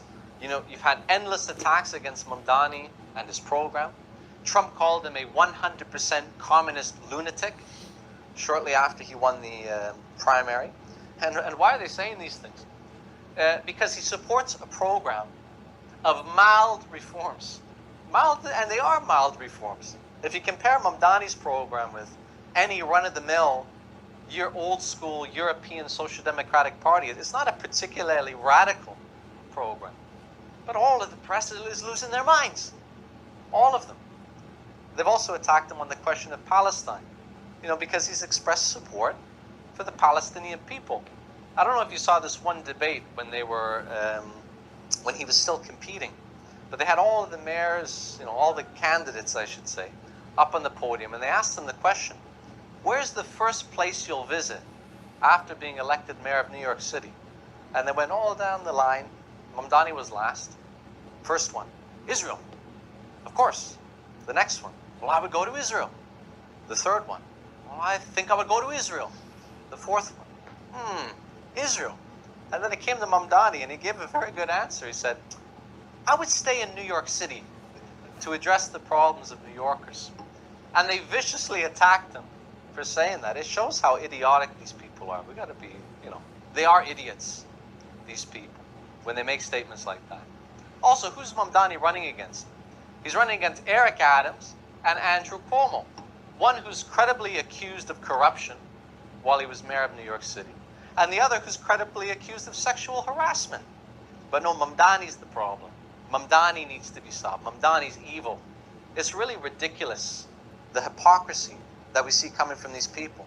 But I would say it also reveals something more important, is that socialist ideas can be popular in the heart of U.S. capitalism. And I'd ask you to think about this. It's New York City. It's New York City. New York City alone has 123 billionaires. It actually has more billionaires than any other city in the world. New York City's metro has a GDP that's so large that if it was a country, it'd be one of the largest 10 countries in the world. So this is very important from the perspective of US capitalism. The fact that Mamdani can gain support in a place like that shows you the level of anger that exists in the United States, and I would say in Canada as well. So this is the first thing I would say. We take this as Marxists. We take this seriously and enthusiastically. I think it's a positive development. But again, we have to pose the question, is what Mamdani proposing actually going to work? And I would say there's a number of shortcomings in front of Mamdani. The first obstacle is he's running on the Democratic ticket. Now, what is the Democratic Party in the United States? The Democratic Party is not just a party of billionaires. It is the main party of the billionaires in the United States. And not only that, it has a long history of suppressing left-wing candidates. And if you want proof of that, you can just go back a few years ago with Bernie Sanders, where they sabotaged his campaign, not once but twice, because they could not accept a figure like Bernie Sanders becoming the leader of the Democratic Party. You know, there's an old saying about the Democrats, which is that the Democratic Party is the graveyard of social movements. And you saw that in practice with Bernie Sanders. Also, I mentioned these attacks which have been happening against Mamdani. But I'll say, the most feverish attacks have not been coming from the Republicans. It's been coming from within the Democratic Party, the establishment Democrats, figures like Chuck Schumer, Hakeem Jeffries, and so on and so forth. So this presents, I would say, a major, major obstacle against Mamdani. But let's put that to one side. Let's say he still gets elected, and they're going to try to prevent it. And the Democratic establishment is going to try to prevent it. But let's also say he still gets elected. Now, Mamdani is proposing a number of reforms which, as Marxists, we support. They're actually very good reforms. He's called for a $30 minimum wage, which I think is a very good demand. He's called for free and fast buses in New York City. He's called for free and universal childcare in New York City, and a number of other things. How he proposes to pay for this is by raising the corporate tax rate to make it on par with, I think, New Jersey, the New York state tax rate, and adding a new tax on wealth in excess of $1 million. But there's a few problems here. The first problem, and I actually didn't realize this at first, the mayor of New York City does not have the power to do any of this at all. In New York State, the authority for raising taxes rests with the governor of the state. They're the only one that can raise taxes in the state of New York. And the governor of New York, who, by the way, is a Democrat, has already come out against Mamdani and said, I'm not going to introduce any of this. They've already said that, and he hasn't even been elected yet. You also have problems in other areas. Free buses.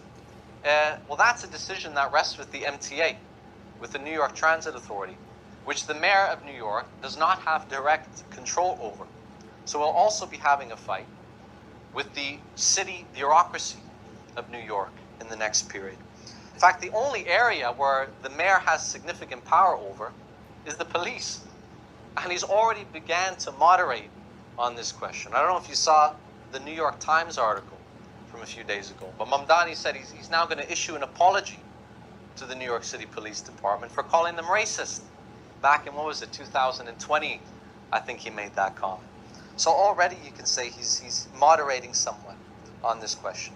Now, If Mamdani were to say, listen, if you don't implement these reforms, if you don't make these changes, I'm going to bring millions of people into the streets. I'm going to call on workers to occupy their factories. I'm going to call on workers to go on strike until you meet the demands of the people of New York City. Then maybe he could get somewhere.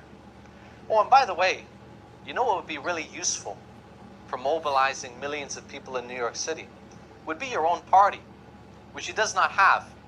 And from the very beginning, he's going to be hogtied by the Democratic Party. And as far as I'm aware, Mamdani has not talked about building this kind of movement to force the governor to act. So we have some very, very serious obstacles here. Put that aside. Let's say he does it anyway. Let's say the governor gives in to the demands, makes the changes. But then we still have another problem here. And the problem is this. You can't control what you don't own. What do I mean by that? That in capitalism, all of the important decisions are not made by elected officials. They're made by CEOs and bankers in boardrooms. And if the CEOs aren't happy with the government that gets elected, what they will do is use everything in their power. Capital strike, shutting down factories, the courts, the police, so on and so forth.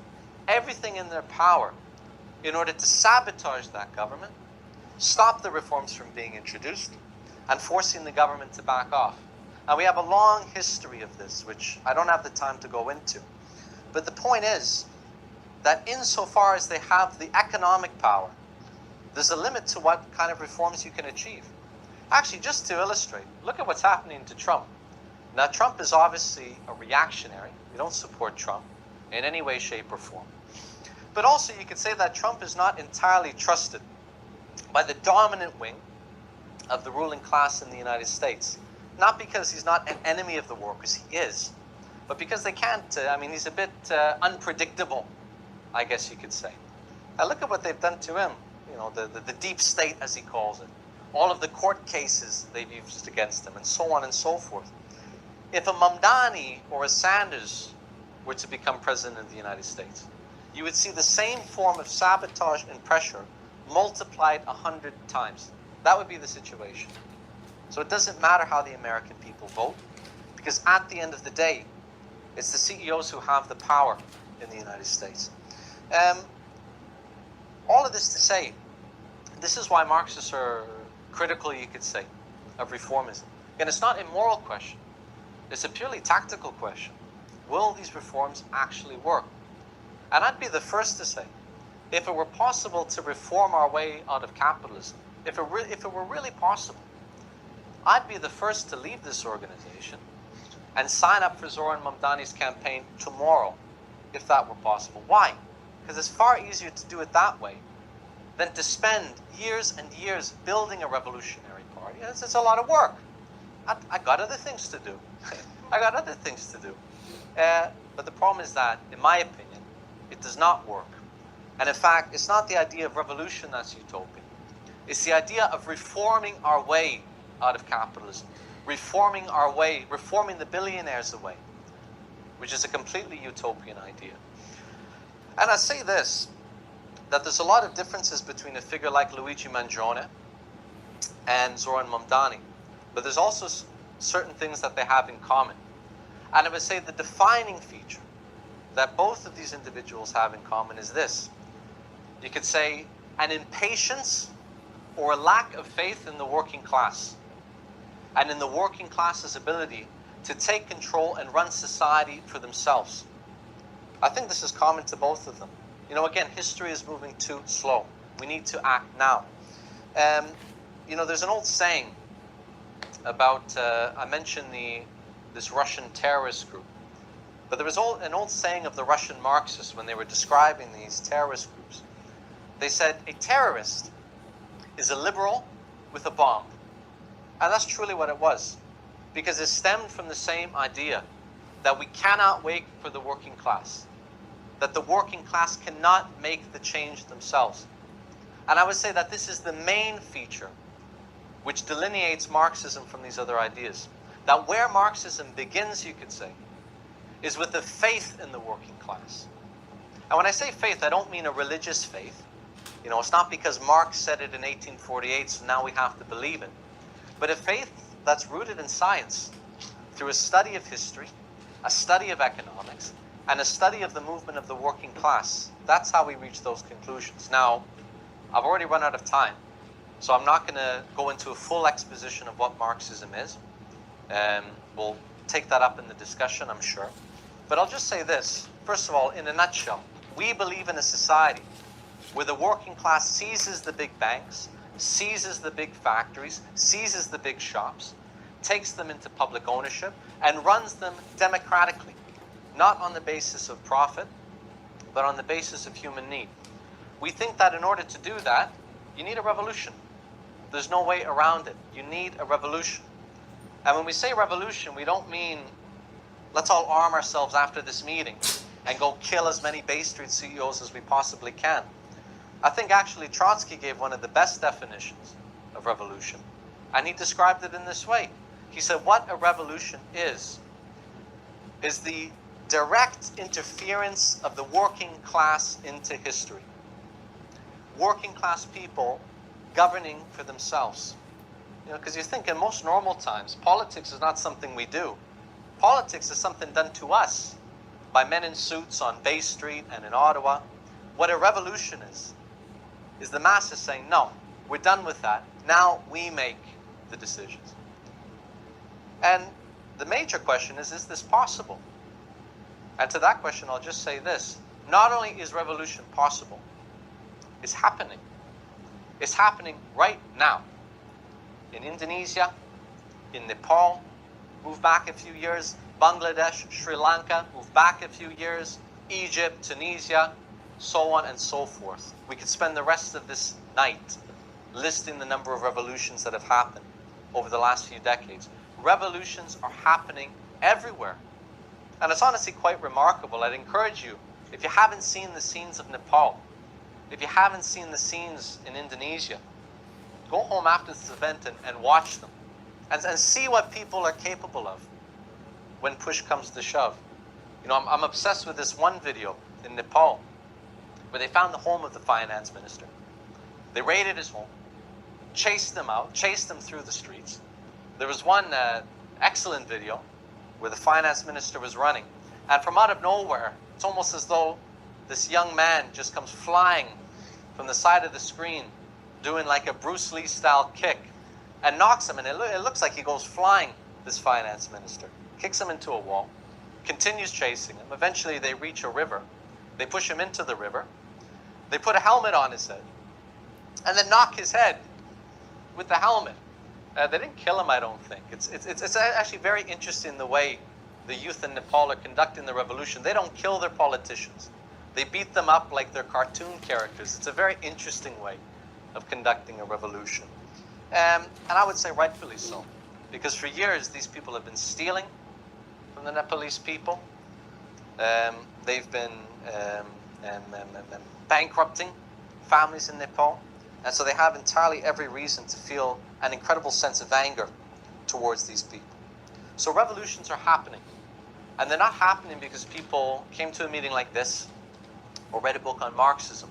In fact, it's not Marxists at all that make revolutions. In fact, it's capitalism that makes revolutions.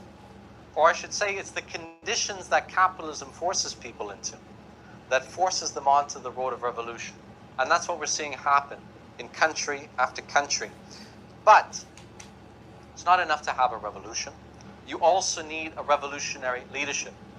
Because if we take any lesson from the history of revolutions, that it's not possible to create a genuine militant leadership on the spot, spontaneously in the heat of revolution, but that you must invest the time building up a significant force in the years before a revolution breaks out. And there's lots of analogies you could use, but I'll just use one, which is the firefighter analogy. You know, if you want to put out a fire, if you're a firefighter, the first thing you need is water. You need a hose with an incredible pressure that's capable of producing large amounts of water towards the fire. That pressure, to use this analogy, is like the force of the masses. millions of people. Without that, you could have the greatest leaders in the world. You're not going to be able to put out that fire. But it's not enough just to have the hose. I don't know if you've ever seen a firefighter's hose when it's not being held by the firefighter. But it goes like this. It goes in all directions. You wouldn't be very effective at putting out a fire that way. There needs to be a firefighter who's able to channel that pressure at the correct source, in the correct direction, in order to achieve the task. A revolutionary party, I would say, functions in a very similar way. It doesn't create the anger. It doesn't create the revolution. But what it does is it helps direct it at the point of attack. And I would say that has never been more necessary. And I hope if you agree with some of these ideas, and you haven't already joined, that you consider joining us in this task. Because if we look at the world today, we're speaking about fire. The world is on fire. Wars, a genocide in Gaza, civil wars in country after country, poverty, starvation, homelessness, opioid crisis, and you can go down the list. And in fact, the world is literally on fire. If we look at the question of the climate crisis, it's literally on fire.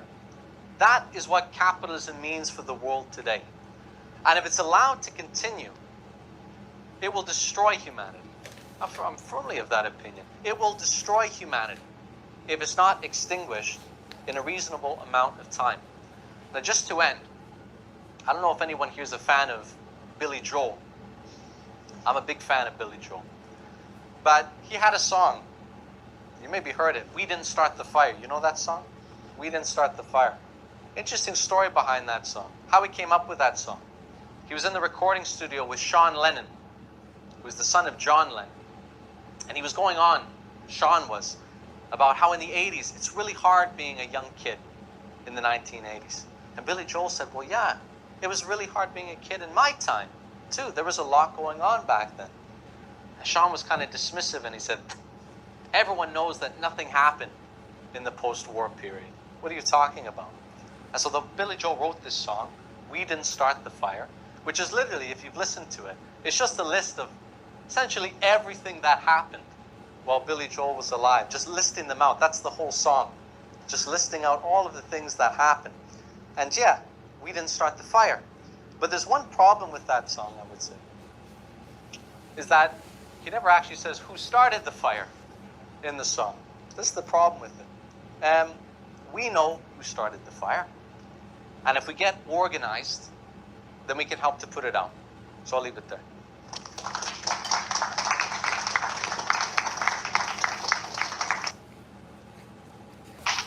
So yeah, this